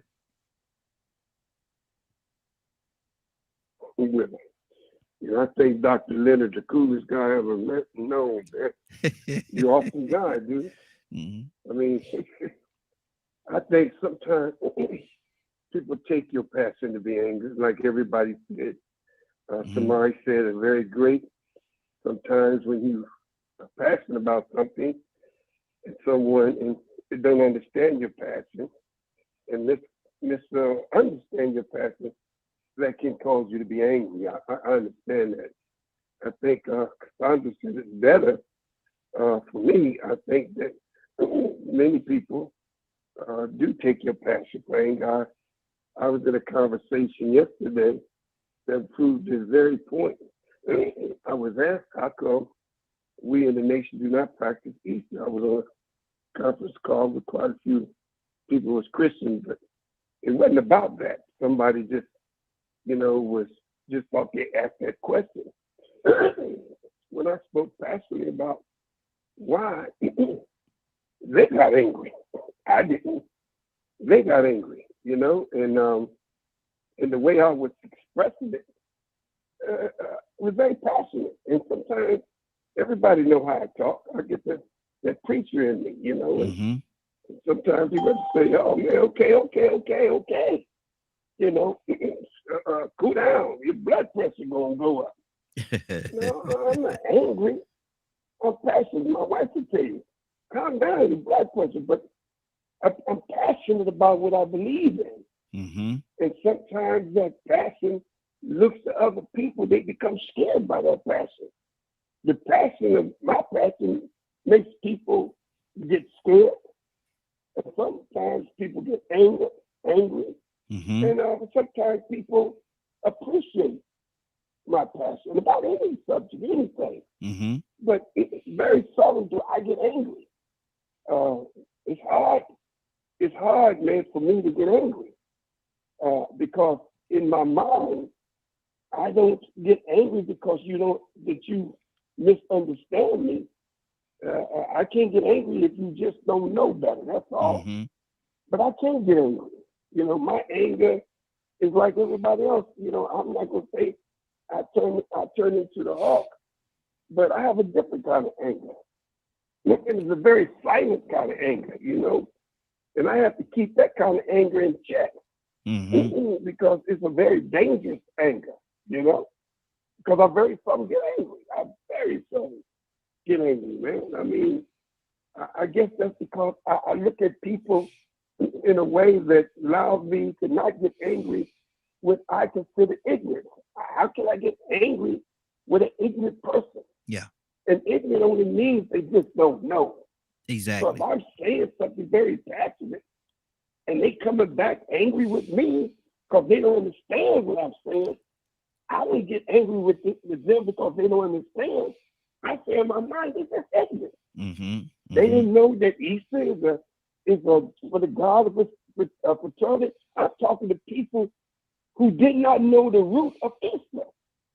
So when you're talking to people and you're trying to tell them the root of something that they believe in, they become angry because you don't know, you just a Muslim. And I can't speak to ignorant people that you're talking about the root of something, but they don't want to deal with the root. They want to hang around on the branch. And so when they don't understand you, they come after you in a very disrespectful way about what you believe in. I can get angry on that. But I don't get angry. They just don't know better. That's all. You'll never see Captain Dennis get angry. Nigga, you're taking me out of my zone. Because to get angry, I lose control of what I'm saying. Exactly. I use a baby language. I become emotional, and I lost the daggone battle. Quickly. Exactly. So I try to say passion is sometimes perceived as anger. But like Cassandra said, hey man, I mean, don't get it twisted. Don't get it twisted. And if anybody can make me angry, the only person can make me angry, to be honest with you, is my wife. Wow. That's a whole different subject. Yeah. But I'm learning to deal with the public in a certain way. And because of it, you'll never see, if you get me angry, you're the one the best of the argument. Wow. No, we're not doing that. But yes, that's what my view is. Good deal. Good deal. Teresa, good morning, young lady. How you doing this morning? Good morning. Blessings to everyone. Blessings to you as well. Blessings to you as well. Asking the question, sister, and I want to hear your heart on this. Are you passionate or are you an angry black woman? Which one are you? Why would you say angry black woman? Listen, I'm a passionately assertive woman and just happen to be colored in black. Okay. I can get angry. I can really get angry. I'm like literally angry right now with a lot of stuff that's going on. But there is that serenity prayer. So those things that I can control, I need to learn to let go. So yes. I'm very, very passionate about pretty much anything that got to do with people. So I know my passion areas, but I listen to our team here, and I'm just like them. I've learned how to control it. I have to control it because my passion can move upward to a point of out of control. Wow. And even in the out of control, it can still be passion, but it can also be just out of my lane. So I have to be real careful about that. But yes, I'm angry. I'm very, very angry. Even our father got angry, and when he got angry, he turned over the table. So I'm gonna be just like him. So when I get angry, I'm about to turn this table over, right? So yes, I can be both. But I'm so happy to understand my passion and understand that I can have to control it so that it doesn't get to anger where it's too much out of control. Wow, that's good. That's good. Ryan, talk to me, brother. Are you passionate or are you angry? Which one are you? You need somebody? Hold on one second. Okay, let me go to while hold on for that. Zamari, talk to me, sis. I'm good. Yeah, there you go. All right, go ahead. Sorry, you called me the second my phone was ringing. Okay. Got you. Okay, talk to me. Are you passionate, brother, or are you angry? Depends on the subject. Most of the time, I'm just chill. I have my things that I'm passionate about, but I have to check my passion because my passion can turn into anger real quick if I let it. That's something that you learn over time. It's just gifted to you. You have to learn between passion and anger, and it's taken me all of the 43 years I've been on the planet to learn what I'm passionate about. But I can get angry about a multitude of things real quick. There's certain things that you see as a human being that, regardless of how well trained and well versed you are, is going to drive you to anger very quickly, and you can't stop. You see walking down the street and you see somebody putting their hands on a child in a way that they shouldn't be, or doing something to somebody that shouldn't be done to somebody, that puts me in a specific mood, and that mood is usually. But it's like Rico say all the time, righteous anger. Yeah. Yeah. So it's a human trait, and it's something that we all need to constantly keep in check, because like Leonard say, it is a spirit that does set on you. It's there dormant, and sometimes certain situations open you up to let it set on you, and if you let it set on you long enough, that anger turns fury.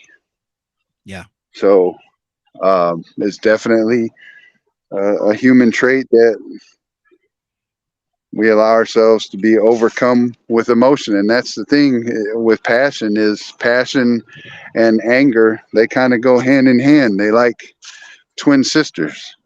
They just roll along and skip into the beat, and then every once in a while one of them skip a little faster. Gotcha. Now see, I'm at to call you on that, man. Now why you see like twin sisters? Why had to be a woman? Why angry had to be a woman? Don't answer.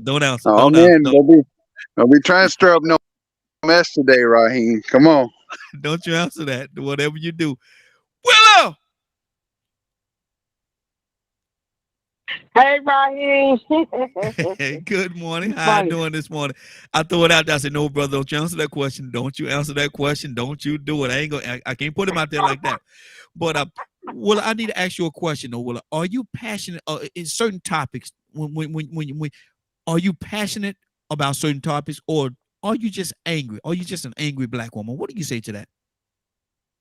You know what, Raheem? I think probably everybody on this radio station can answer that question about me. I am extremely passionate about a lot of things, and I very seldom get, I should say, angry. I get in a place where I'm disgusted, I want to say, because I don't like now that I've grown, I've learned better, I don't like people to get me in a place where it'll put me in an emotional position where it doesn't do anything for me. Yeah. Because when you're concerned about something and you can't change it, you can't let it get you in a place where you can't come out of.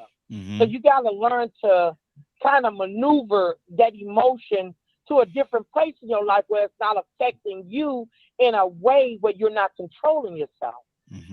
So I've learned that. I've matured and I've grown in that area. But as far as passionate, oh man, Raheem, I don't know.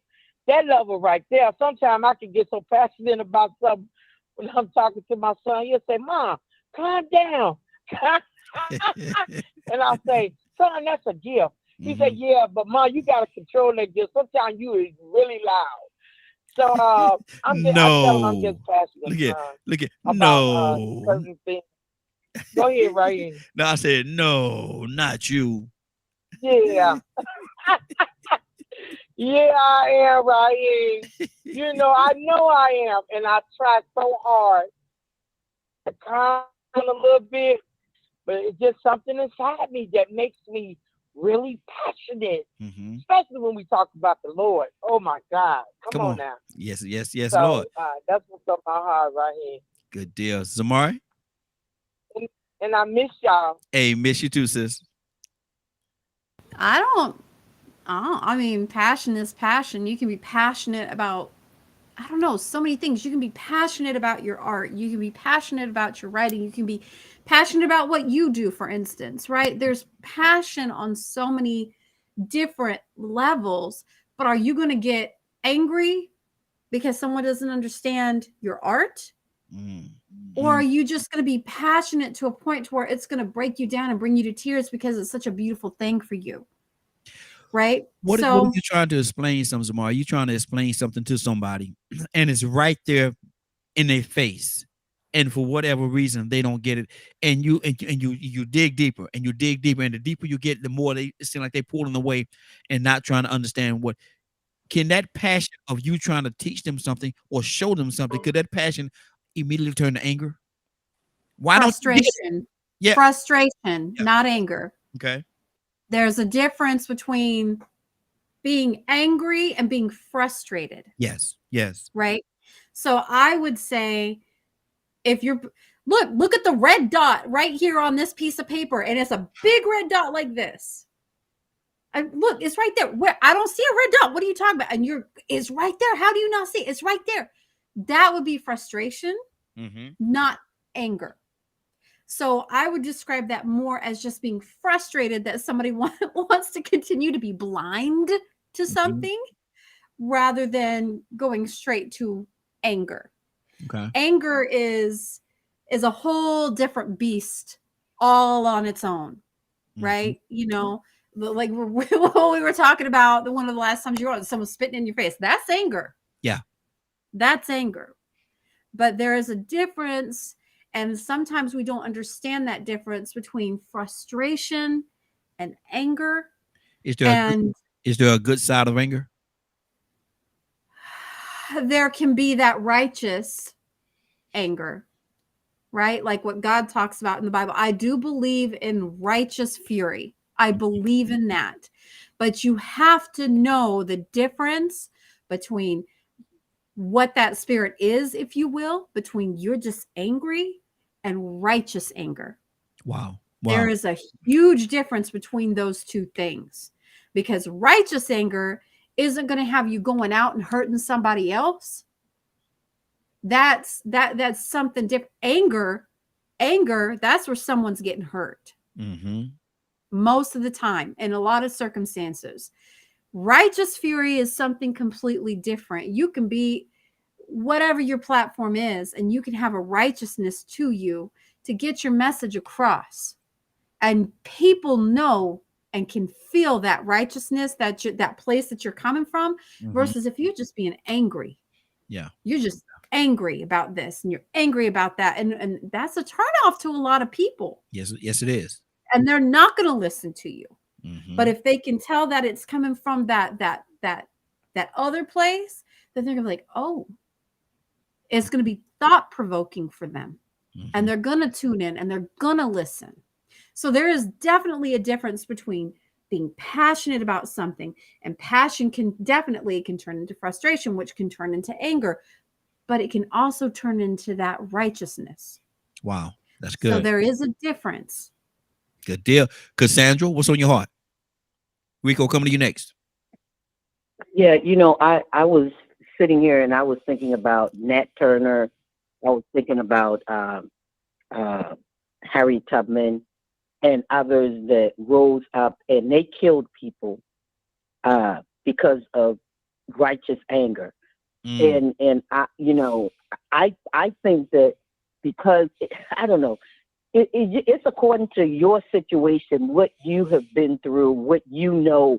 And I have a way when it comes to Black people and how we are treated. I get angry righteously. I believe it's righteous anger. And sometimes I want to hurt somebody. I'll be totally honest. And it has been times in our history where I'm talking about Black people. It has been times in our history where we literally had to take up arms and fight for what we believed in. So, you know, for that part, I do believe that righteous anger, it exists. And I know that I've been in that place where I wanted to hurt somebody because they were, you know, abusing or taking advantage of us as a people. And I can only be honest about that. You know, I've wanted to hurt people, you know, because of that, you know, because you're not going to tell me that I don't have a right to do what you do because of the color of my skin, you know, and so much has been taken from us as a people because of the color of our skin. So, yeah, anger, you can call it righteous anger, you can call it anger, I don't care what you call it, but yeah, there have been times that blood has been shed because of anger at someone doing you wrong. So, you know, I'm just good deal. Good deal. Rico, is there a good side? We're talking about anger right now. So is there a good side of anger? Yeah, if you're defending somebody that's being wrong, you know, like I said, I bully bullies. I'm the type of person that if you taking advantage of somebody and you're doing it physically, then you know what I'm saying, it's a very good possibility that I'm gonna take it back out on you more physically. You know, and I'm gonna do that because I'm angry about how I'm seeing you mistreating this person or this child. You know, this is the thing about passion. People can't bring the passion out of me. Cassandra said a key thing, and I missed it earlier when I was speaking. That passion that I have comes from within the things that I believe in and that I stand for. You get what I'm saying? It might be for another person's cause. You know, some things I'm passionate about, I haven't experienced it. Some people think that I've been through those things, but I haven't. It's just that I'm passionate about those people because I'm that type of defender, like I said. You know, but anger, my anger comes from actions of other people or other systems. Actions that may harm other people, have an impact on other people that's negative. You know what I'm saying? I'm passionate about helping people and making sure that, you know, me myself can actually, you know, have a fair shot at life, you know, have rights to do what we want to do. But I'm very angry at the institutions and systems and people that bully, restrict, oppress, and want to refuse people the right to the things that God give us the right to. Now, it's hard for me to associate passion with anger because some of the things I'm passionate about are very good. I'm very passionate about music. I'm very passionate about a solid 2-family household. I'm very passionate about fathers being in the household. I'm very passionate about children being in extracurricular activities and being taught respect. Those are good things. You know, I can never be angry about being passionate about being listening to good music or good programming. But I can also be passionate about negative programming. I could be passionate about movies like John Wick or video games like Call of Duty. And people that like those things will say, why you mad at Call of Duty? Why you mad at John Wick? No, I'm not really mad at John Wick. I'm not angry about it, but I'm passionate about the fact that these type of movies have a negative impact compared to some of the things that have a positive impact that we don't promote. So yeah, I believe passion, man. Passion is far from being associated with anger, because you can have a passionate about some positive things that, you know, completely takes you in a direction that anger has no atmosphere. It can't even breathe in this environment. But anger is something that, you know, once again, that passion comes from within inside of you. But you know, the anger actually comes from something from other sources, not inside of you. Exactly. Captain Leonard, talk to me, brother. Mary, coming to you next. You know, like Rico was explaining it, you know, anger is out of control. I don't care who you think you are. Anger is nothing about anger that's controlled.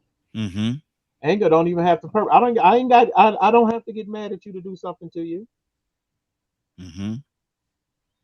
You know, there are some people that try to justify their anger. But you don't have to get angry. You shouldn't have to get angry to do what's right. Come on. You shouldn't have to get. I don't have to get angry to do what's right. If you see something happening, you don't get angry and go do something about it usually, unless you're out of control. You don't know what you're not supposed to. I don't know what I'm gonna do. You're out of control if you don't know what you're going to do. Don't have a plan. If you don't, exactly. You know, that's different from sitting down coming out with a battle plan to attack somebody about certain things. There ain't no anger in that. So I believe, you know, we were in the chat about the anger. Anger is about displeasure. It's usually out of control, and you can't. I don't believe you should allow it to rule you. I don't believe you should allow it to dictate your actions. If you're going to go after something because it's wrong, you should not have to be angry. That's the difference. You get mad, and everybody got to get mad to do something. I don't usually fool with it. Because they're out of control. Yeah. I got to get hyped up and do. Why? Where's the plan in that? Mm-hmm. Have you thought about what's going to happen after you do what you do? So, you know, a lot of people will call it righteous, and you don't have to put all them adjectives on it. Anger is what it is. Just mad. You just mad. You just mad. You'll do it. No one knows what you'll do. Exactly. You might just sit around there and start cutting yourself. Never. I ain't doing all that. Some people got that problem. They start hurting themselves. They get so mad. I ain't. You know, you have people that are called cutters. Yeah. Yeah, but I ain't crossed that bridge, brother. But you don't have to get angry. Yeah. To do what is right. But you have a lot of people. It comes a little dangerous. Like if we're doing marches and we have to tell people this is a non-violent protest. If you think you're going to get out of control or whatever, this is not for you. You know, there's some people that say, yeah, we're going to go down there, we're going to protest, and then they get you down there and try to get you mad and then hand you the brick, you know? They wait till you get mad. Most people are trying to incite you to commit violence. Throw it. Yeah, you know how it go. Man, you hit it first. Oh, hit him first. Who gonna hit first? You know how it goes. Yeah, exactly. You know, and it's danger. That's very dangerous. Like, folks, no, I'm just going down here, but I'm gonna take this M14 just in case. I'm gonna take it just in case. You leave it at home, brother. If I kept my gun with me somewhere, it's to use. Exactly. 508-924-3521. 508-924-3521. Mary, good morning. How you doing this morning? Good morning. I'm well. How are you? I'm doing well. Good to have you with us this morning. Asking the question, Mary, are you passionate about certain topics? Are you passionate about them, or are you just, Mary, are you just angry? Are you just an angry black woman? What are you, Mary? Are you passionate or are you angry? I'm a little bit of both. I think passion can suit anger, but because passion, I think, is an uncontrollable thing. I don't think you can. I think you can grow to be passionate about something, but I feel like once you're passionate about it, you're just passionate about it. Not too many things are gonna change your mind on it. Not too many things are gonna make you less passionate about it. But I think anger and passion can go hand in hand. I don't think they're the same thing. I can be passionate about something but not be angry about it, and I can be angry about something but not be so angry that I'm passionate about it. I think they can go hand in hand, but they are completely different things. How wide is the divide between the two? As thin as the line between love and hate, in my opinion. Wow. Okay. Good deal. Toya with a T, talk to me, sis.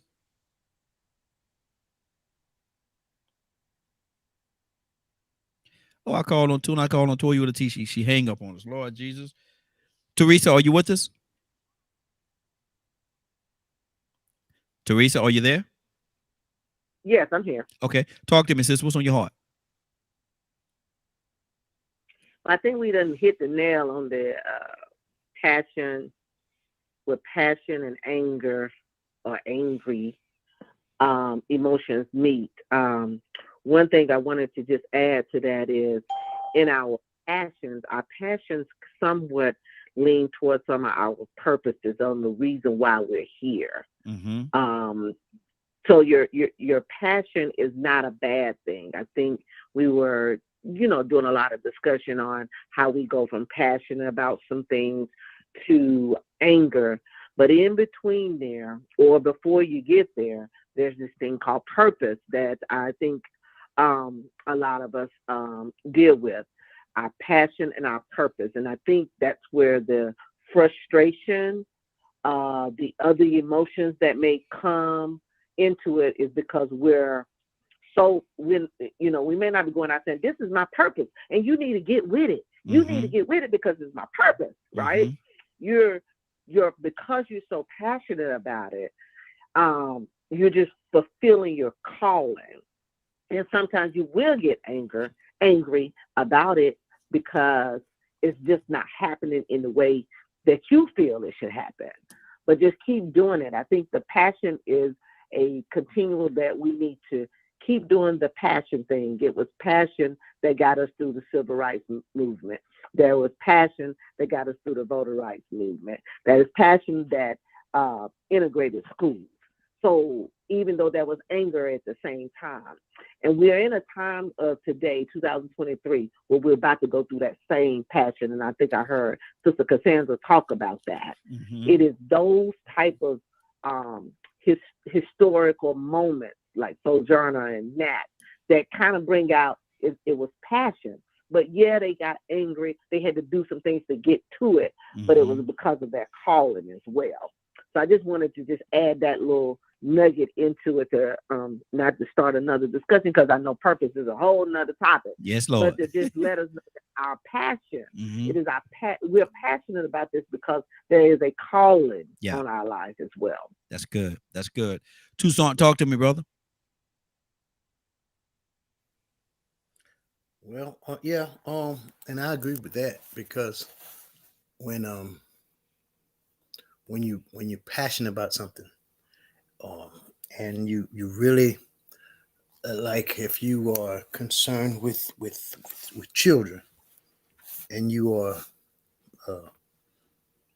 somebody that kind of develops children, educates children, and then when somebody does something to counter that, Mm-hmm. now that makes you mad.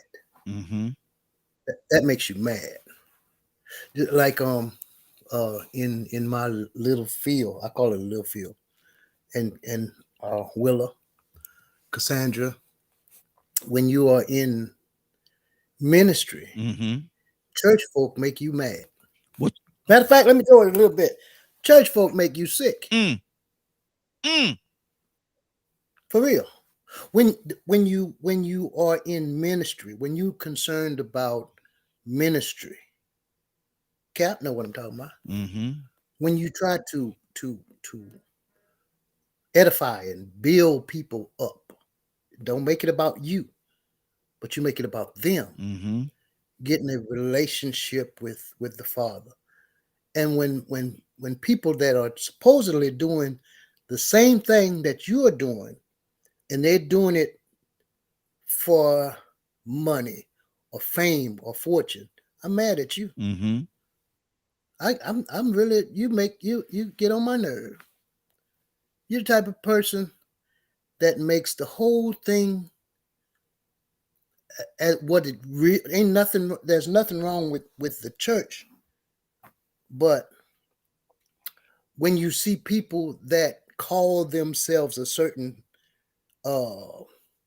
righteous, holy, Christian, Mm-hmm. Muslim, whatever, and then your actions speak a whole different thing, Mm-hmm. it kind of makes it kind of put a damper on the whole Christianity, righteous, holiness.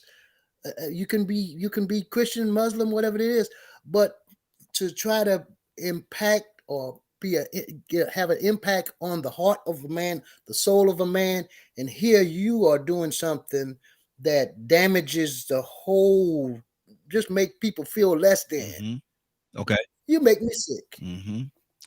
Now I'm mad at you. I'm sick of this. I'm sick of this. Let me go to you the type of person that just get on my doggone nerve. Wow. Wow. So the passion and the anger kind of collides. Mm-hmm. Does that make any sense? It does. It does. Okay. Let me go. We got a caller. Caller, what's your name? Where you calling from? That ain't no caller. That's me. Toya with the T. Toya with the T. Talk to me, sis. I called on you, but you had got off the screen on us. But what's on your heart, sis? No, I need a new charger. My laptop, clearly, my laptop charger doesn't work anymore. So my laptop died. So I'm on the phone. But oh no, I was listening, like what Toussaint said. But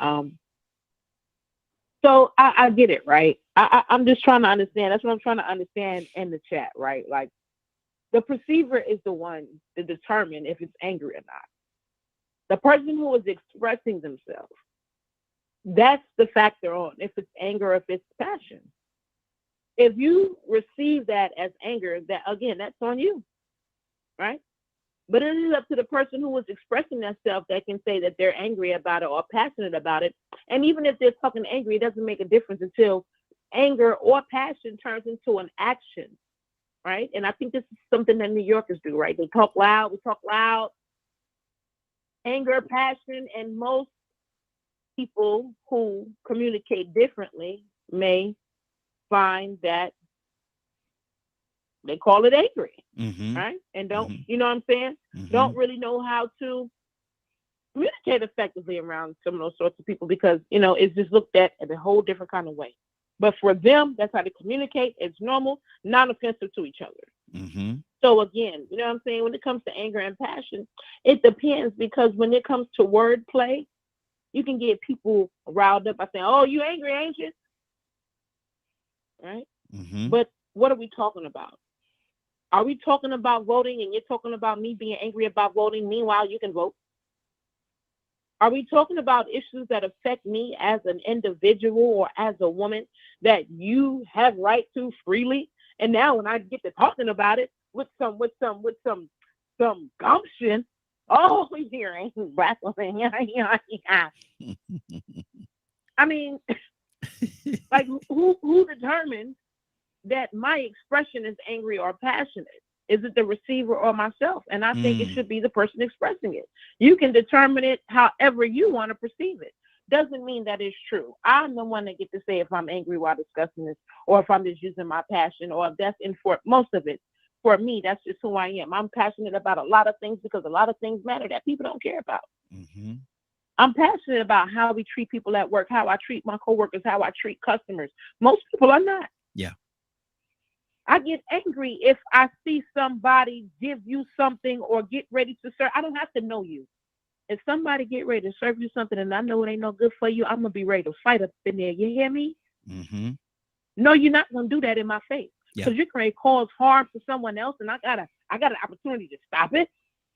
So I think at times when we're dealing with humans, we have to be real careful because humans will have the tendency to exaggerate your anger. And oftentimes it's happened with us Black people. Oh, we so scary. Oh my gosh, we so this, we so that. They always want to blow us up to be all this something. And then when you get to know us, we're not. Yeah.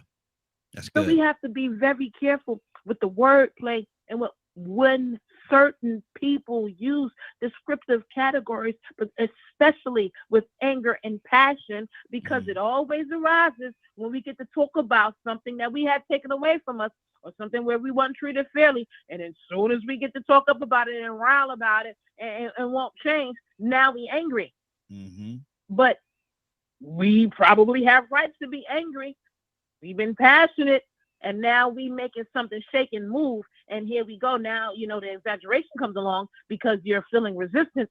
And now this is what you got to do. Like the cop, you know, oh, I see a gun. No, you don't. You don't have nothing else to do now because you're scared. Because come on with the jokes. Enough is enough. You know what I'm saying? So we have to be very careful with anger and passionate and who says it, because it doesn't necessarily mean that the person that's communicating that expression, that's really what they are. It can also be what people are trying to perceive them to be. Absolutely. Absolutely. Cap, anything on your heart? Man, I think everybody done a great job in expressing the truth.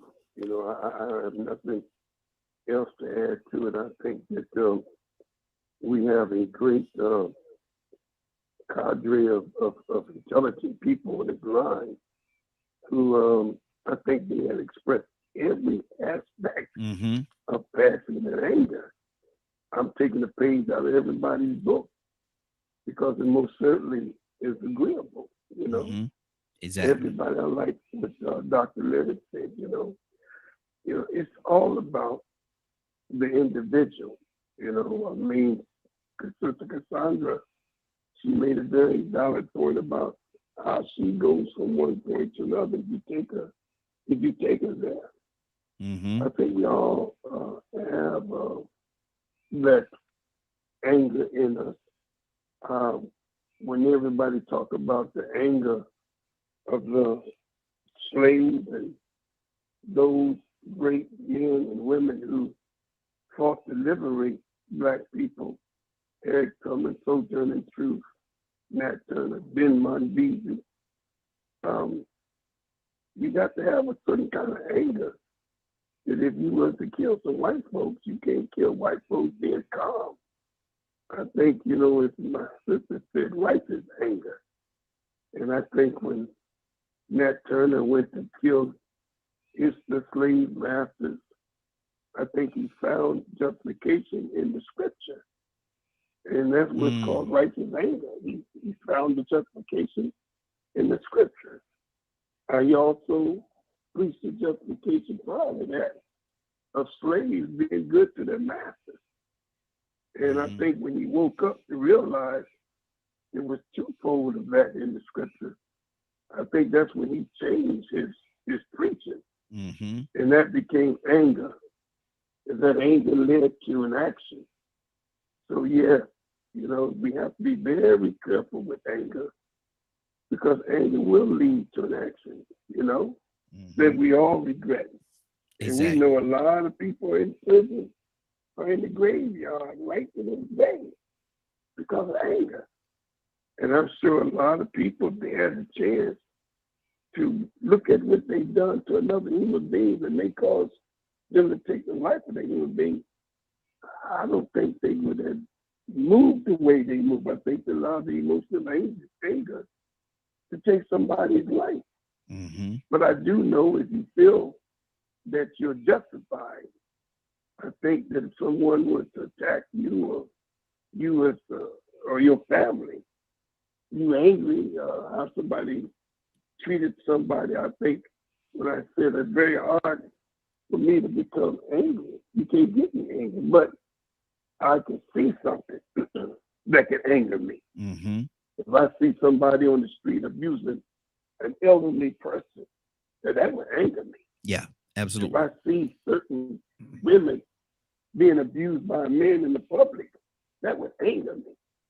If I see something of a child being treated with harm and abuse, that would anger me. And that anger of my anger will lead into an action, because I just can't see it and don't do nothing about it. Yeah, exactly. But when I'm getting ready to go there, I've already made up in my mind the consequences of my action. I've already placed it off in my mind. And I already know that just my involvement into that from my anger can go two ways. I can take it too far to the left and cost somebody's life, or I can take it too far to the right and cause my own life to be taken.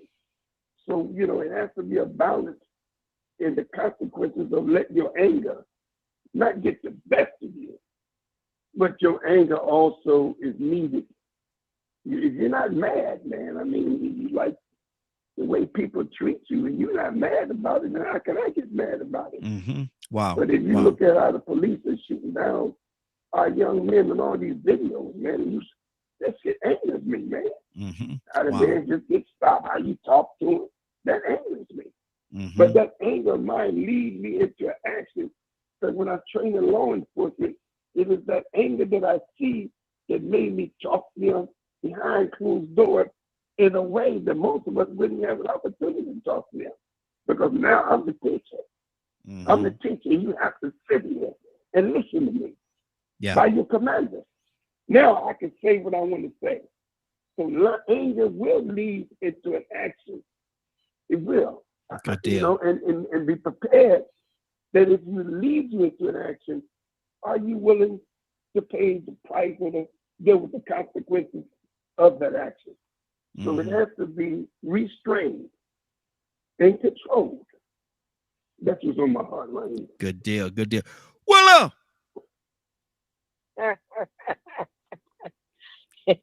Talk to me.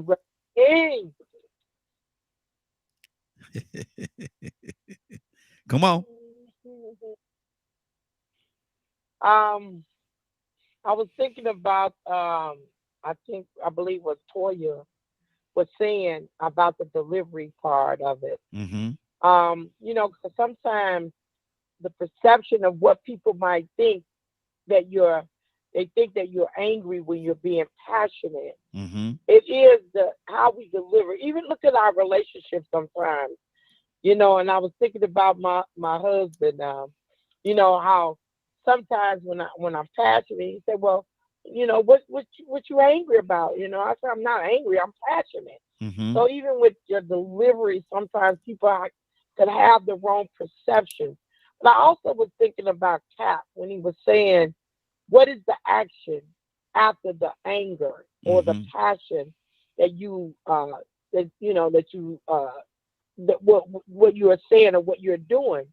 And it's all about control on either side, whether it's the passion or whether it's the anger. And I know that I am so passionate about a lot of things that, like I said in the beginning, I have to learn to control my tone. So it's my tone about my passion that I know I have to learn to control.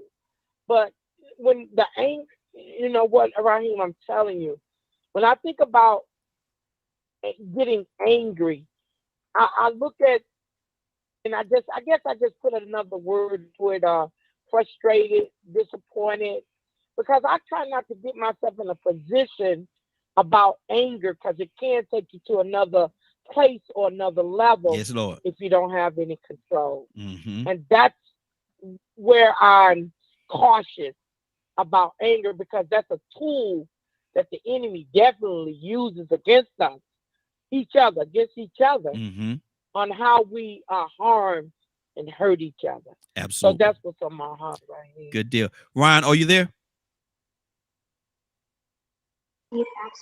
Yes, sir. Talk to me, brother. Talk to me. Rico, you next.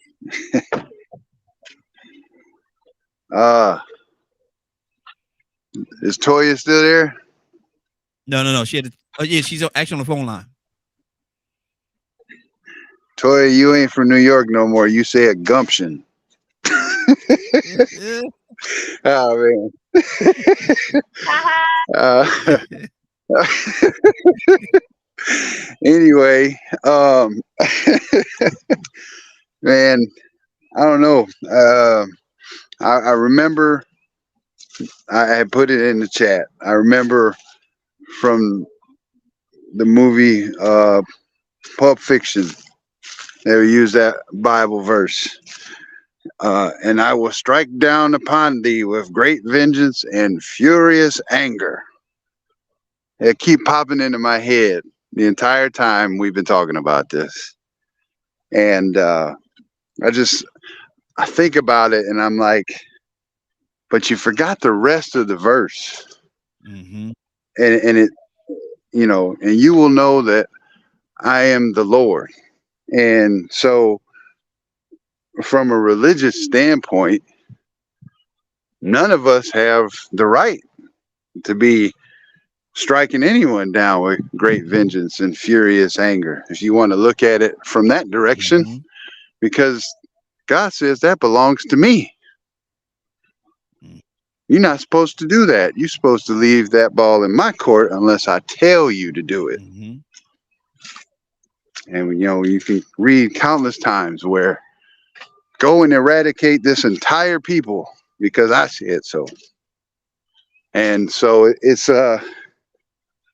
strange to walk in two different worlds where you want so desperately to cling to the words of the Creator and do what He says, but that spirit of man always gets in the way, right? We want to do things our way. And you know, I can't say that I would be someone who would never encroach upon doing harm to another individual if I had to. Lord knows I've done it plenty of times during the course of my life. But I think that verse in particular is one that resonates with my spirit, because that's what I want to aspire to not be like. I want to leave that in the hands of the creator instead of taking it upon myself. That's good. That's good. But it's that waiting game that gets us humans caught up, if you know what I mean. Mm-hmm. Wow. That's good. That's good. Rico? Man, it's sort of like a revelation to me, man, with the way that I think. You know, I'm one of the people that always say, you know, man, God got killers and God got soldiers and righteous anger. I'm one of those type of people. I bully bullies. Treat me bad, I treat you worse. I mean, man, that's, you know, y'all know that's my motto. Mm-hmm. And I didn't never realize just how much that goes along with that verse and me, you know, how I carry myself. And then I thought about earlier, I said that it was hard for me to associate passion with anger, but then I really just thought about it. Most of our purpose and passion comes from displeasure. Mm-hmm. And so I looked up the word displeasure because it clicked to me earlier, displeasure and anger. And so I looked up the definition of both of them and how they related. And it said that displeasure often came with being disappointed or having disapproval about something or someone. But anger is extreme displeasure. This is being extremely displeased. And it often comes with antagonism and can usually come with the intention of harm. Mm-hmm. But I thought about it. Anger does motivate passion and purpose. Nat Turner. And I thought about what motivated me to be so sort of revolutionary and resilient, vigilant.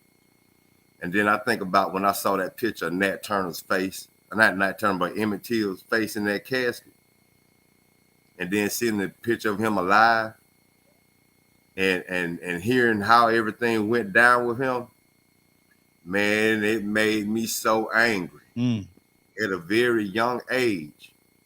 It made me so angry that it built a passion in me to fight against people that felt like that was okay to do that will continue to do something like that. When I heard about James Byrd being drugged till his head came off in Texas, oh man, that woke me up a little bit more, made me focus a little bit more and be aware of what can happen to me if I ain't careful of my surroundings, if I ain't got my head on the swivel. Not just being pessimistic, but these things happen to people unsuspectingly.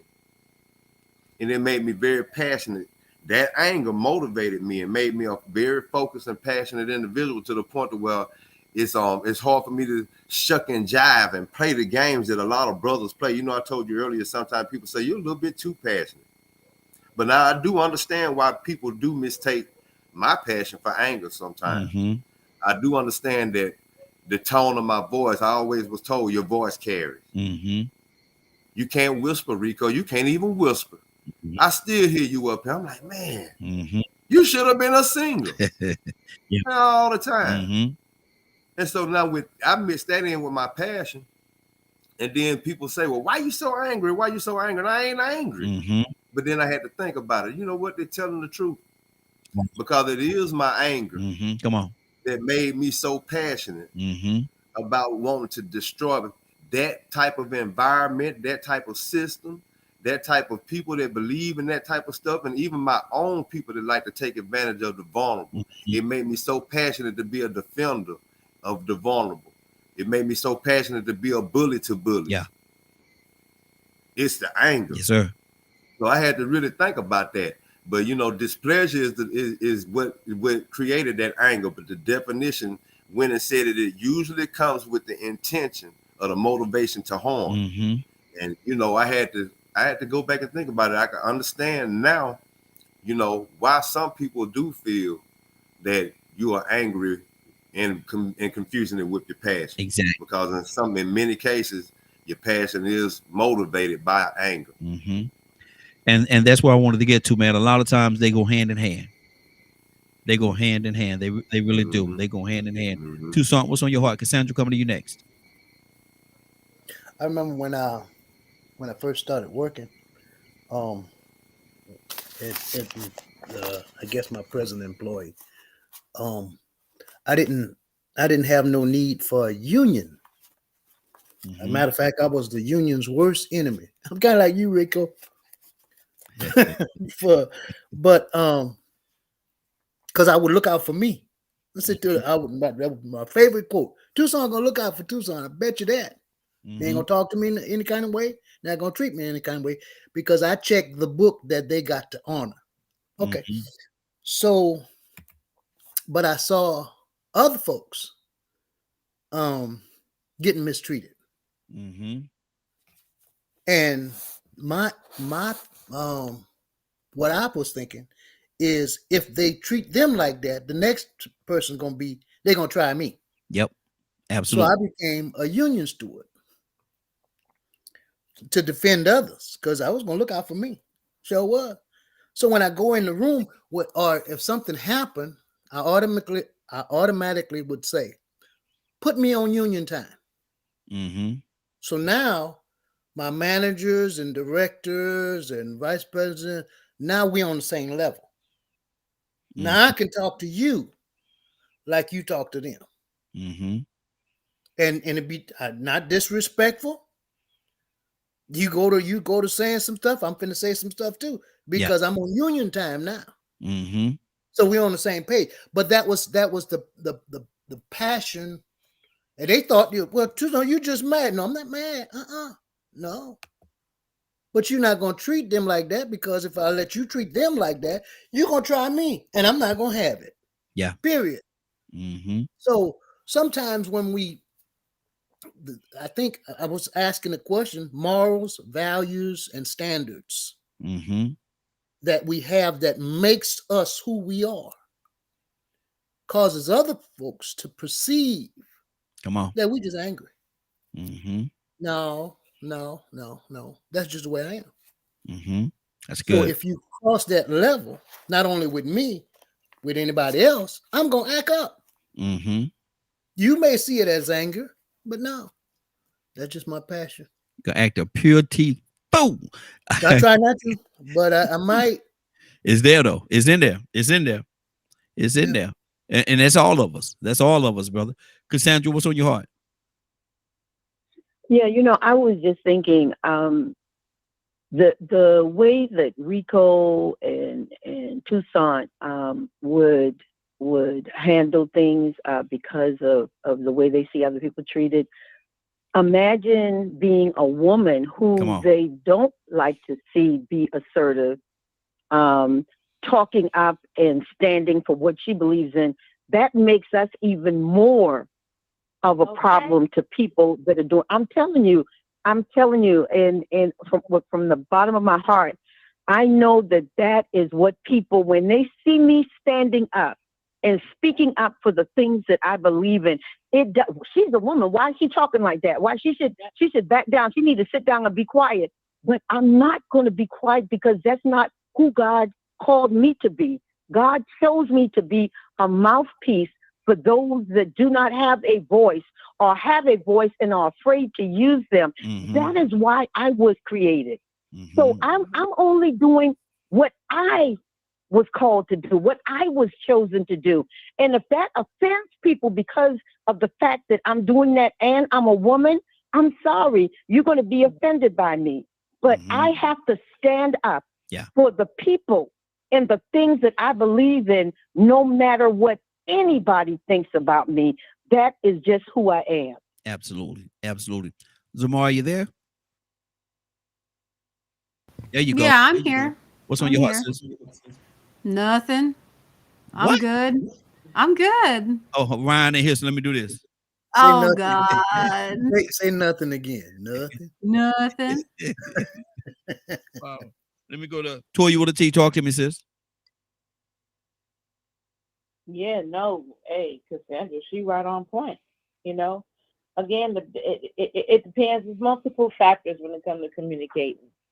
When we're talking about passionate, angry, we're talking about the circumstances.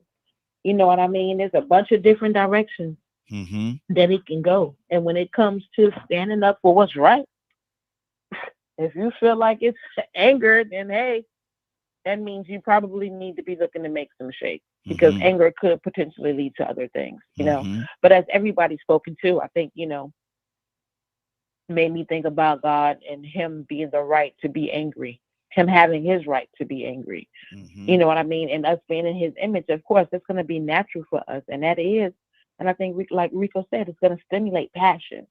It's going to stimulate other things. Yeah, right. And both of them, it could be a purpose behind the anger. It could be a purpose behind the passion, you know. But again, at the end of the day, I think it dials back to what side are you on when it comes to using this passion and this anger?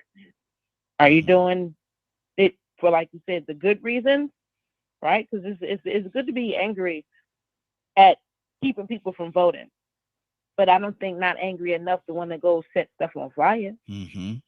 I don't think angry enough to even want to go physically fight. Again, if that's how you feel, I don't want to fight you because that's how you feel. Why would I want to put my hands on you and physically fight you, and you haven't put your hands on me because of how you feel? No, whatever the situation is, I need to match that energy. So if the energy is through the law, that's the energy I'm gonna give back to you. I don't want to utilize excessive force to force a allotment of people to do what I want, even if I can.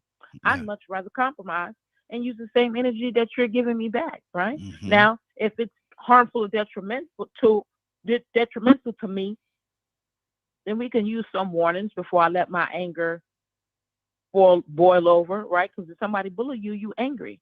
But you might not necessarily do nothing the first time. Yeah. It could be the 7th time before your anger boils over, and then that's your response because you was angry. Like, come on, I've been angry about this before. I asked you to stop. I talked to teachers.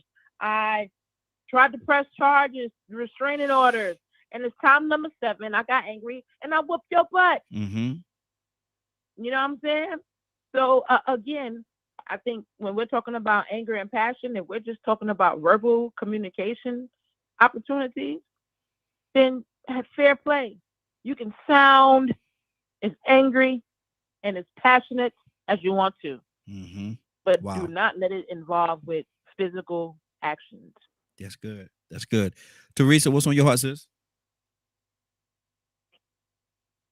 Yeah, I'm enjoying what our women are saying. Of course, I love what our men are saying, but putting it to a point of where we are today, you have more women who are speaking out, and I can attest to what Sister Cassandra was saying and Toya with the T as well. In this, if we don't say anything, then who's going to say something, especially when you have passion? I'm often speaking a lot on behalf of the people, and I know it's on behalf of the people because some stuff that I say has nothing to do with me.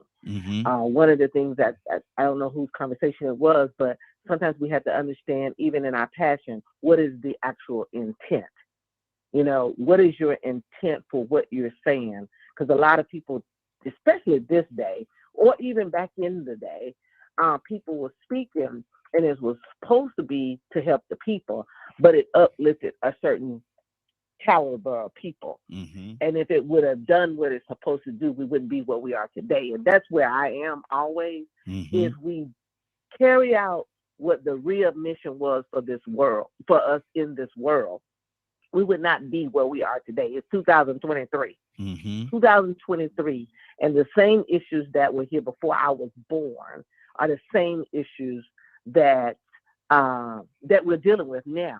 And now we have a generation, and in my generation, our generation, I will say that we kept quiet because we had got in a subtle mood of what our grandparents and stuff had went through, and getting us to a point to now we can actually go to a school and get an education. We can go further in life. We can make decisions on our own. We can vote if we want to.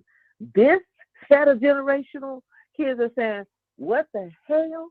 Hey, what are we doing? Right? That's why you have the two brothers in Tennessee doing what they did. Yeah. Listen at their voice. Their voice is saying the same thing that Martin and Malcolm was talking about back in the day. or Marcus Garvey. That's what I see in these young people. They're not going to take this. It's time out for us to stay silent. We can't stay silent anymore. And I think that's where literally we are getting to a point. Yes, we're all angry now, but now our kids and our grandkids are angrier than we are. And they're not going to do it in the subtle instance of the way that we've done it in the past. They're saying, we're not taking this. You said that I was free.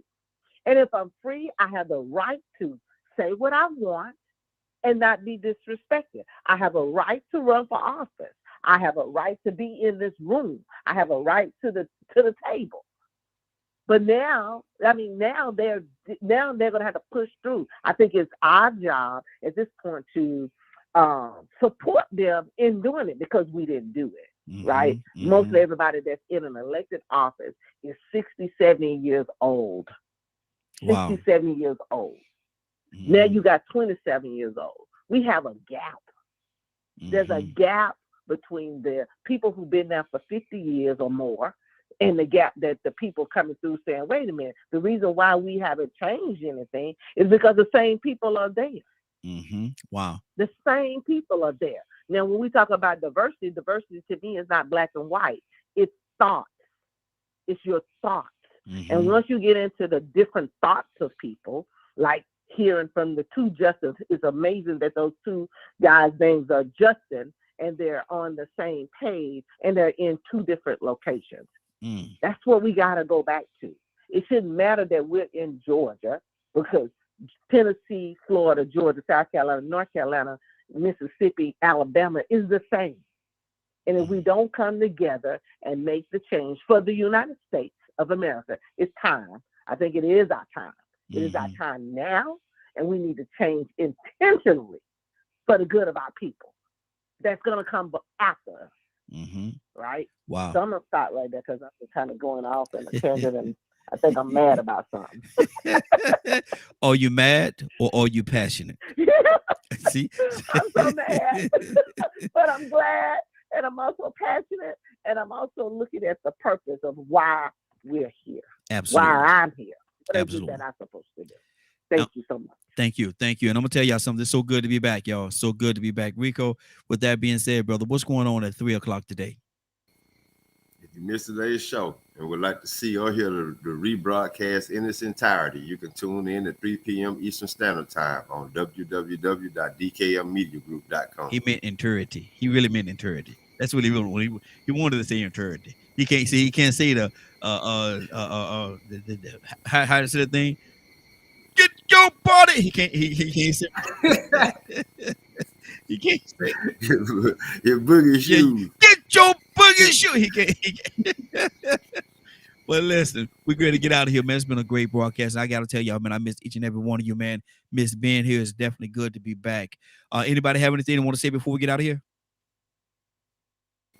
You know, before we leave, man, it was funny that Teresa went there. I was glad she came with that fire because I was thinking about it, and I actually put it in the chat. You know what I'm saying? As citizens of the United States, we do have a right to be happy, you know, to feel good, you know, especially some of us are in good places. But at the same time, we should all be angry. We should all be displeased, have some displeasure. Yep. If we see any type of evil, injustice, or unrighteousness going on, any type of mistreatment or maltreatment. So, I mean, you know, and there's a lot of it going on. A lot of people slipping through the cracks. You stated earlier about what's going on with the children. And those children are really the, you know, even though they come from a certain situation, they're going to end up in a certain situation also.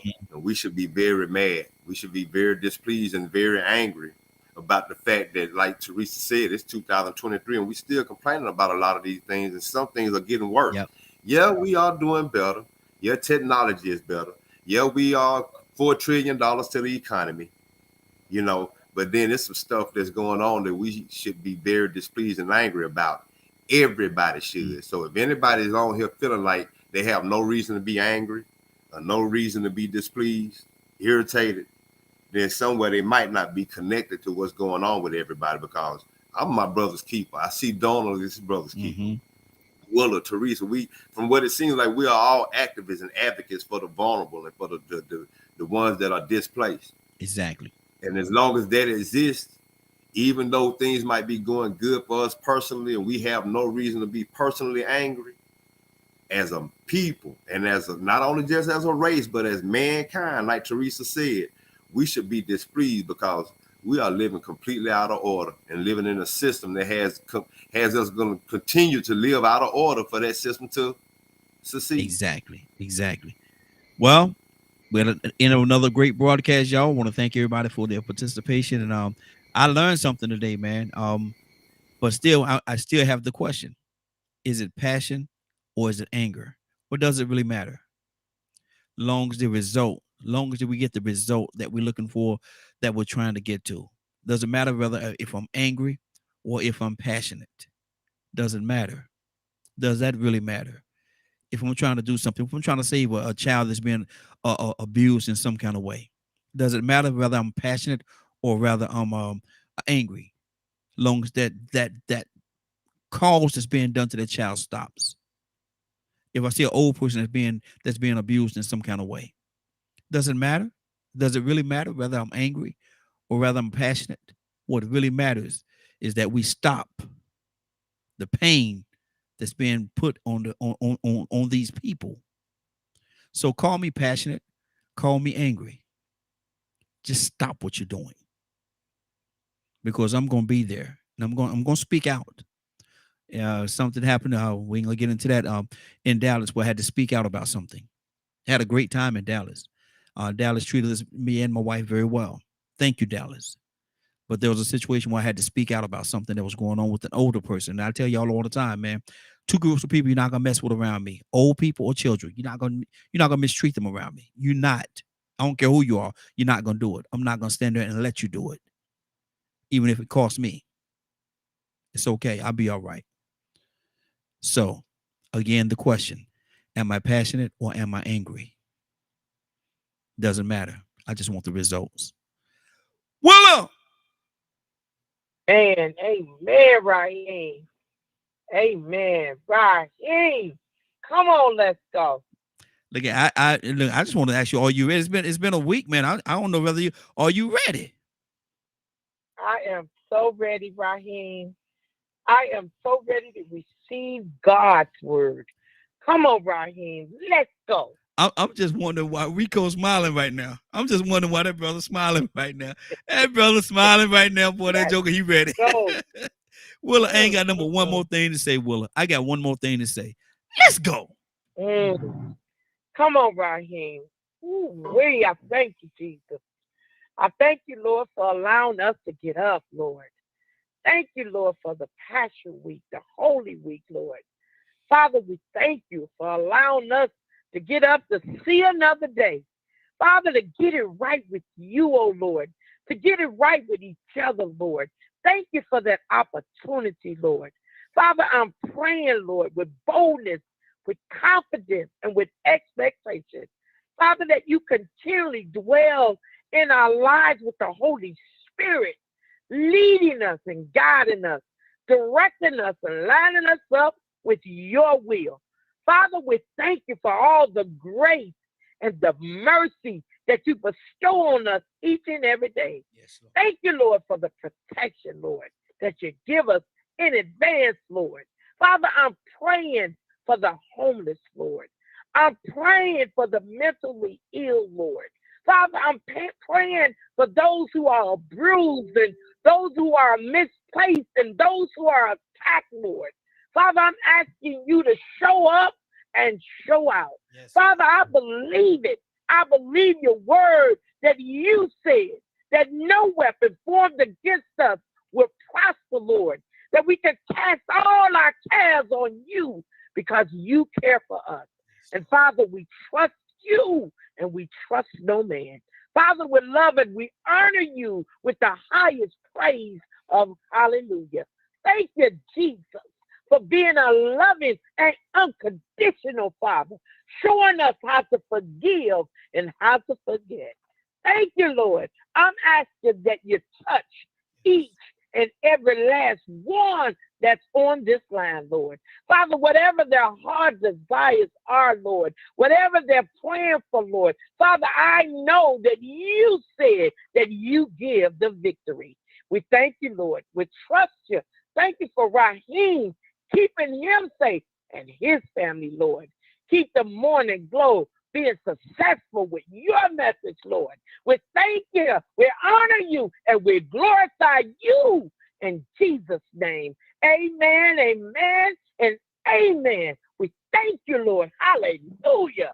Thank you, Jesus. Amen. Amen, Raheem. Yes, Lord. Yes, Lord. Hi, Toussaint. Yeah, man. How you say it? Ooh wee. When you say ooh wee, you done entered the room, man. Yes, sir. Yes, sir. Yes, sir. Anybody have anything they want to say before we get out of here? Good deal. Good deal. Raheem, one thing. Get angry, but sin not. There you go. There you put go. it under subjection. You got to Mhm. have some control over yourself. Yeah. Otherwise, you'll do the wrong thing. Absolutely. Absolutely. That's good. That's good. Well, with that being said, it is, what time is it, man? We started right at Zamar. Tell them for the ones that don't know. I need you to make this announcement. What time were we here this morning? We were here like 6:45, I think. Yeah, absolutely. 6:48, something like that. Yeah, Yeah. you were early. We're here early this morning.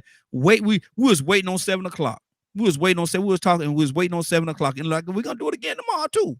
So if y'all want to get here at 7 o'clock, we're gonna be here at 7 o'clock. But 6:45, something like that, we're gonna be sitting here waiting on 7 o'clock. And then don't start that you can't finish, man. Why you into something? Both of y'all saying the same thing at the same time, man. What's the encouragement, man? I'm looking for the encouragement. That's Okay, good. okay. We feel the passion right now. We feel it right now. Right now. Exactly. The mom might be about 7:15. Lord Jesus. I can already hear that, man. It was cold in the morning, man. It was cold. Exactly. But look, it's been a great broadcast. I want to thank everybody for joining us. And more than that, I want to thank you for allowing DKM Media Group and Associates and the Morning Glow for being a part of your morning. It is now, what time is it? It is now 7, Lord Jesus, 10:23. I'm talking about 10:23. What a thing that there it is. And again, I want to thank you for joining. Ready to start the show over again, ain't you? Yeah, man. I was ready to go again. We got a lot of more topics. I got a lot of topics we need to talk about, man. I got a list of them, man. I'll go on the whole week. I got a list of stuff. We got a good one tomorrow too. We got a real good one tomorrow. But I want you to do me 2 favors before you go. First, I want you to continue to pray for us because we are certainly praying for each and every one of you. Number 2, why this is real simple. I want you to go out there, find somebody and give them a hug because you never know. It could be the only hug that they get, or it could very well be their last. Love you, and ain't nothing you could do about it. Have a great day and a better tomorrow. Now we shine some of this light in for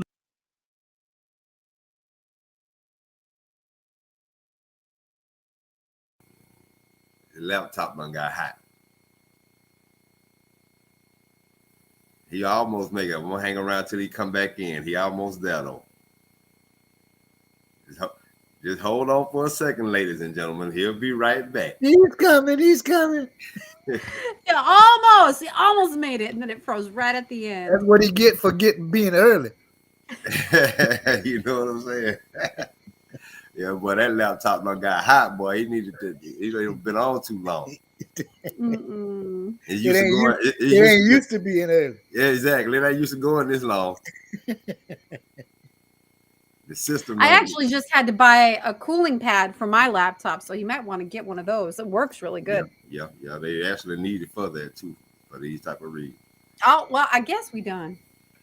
Yeah, you know he gonna come back in because he didn't finish, and then he got to log it out. I think I might be wrong. Yeah, he got to log it out because if he don't log it out, we could sit here all day. It kicked me out. It kicked me out, Lord Jesus. I was just talking away, and all of a sudden it said disconnected. Hey, like Toya did that little laugh.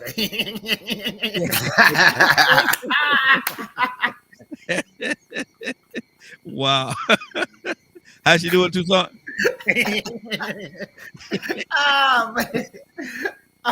Bye, y'all. Hey, love y'all, man.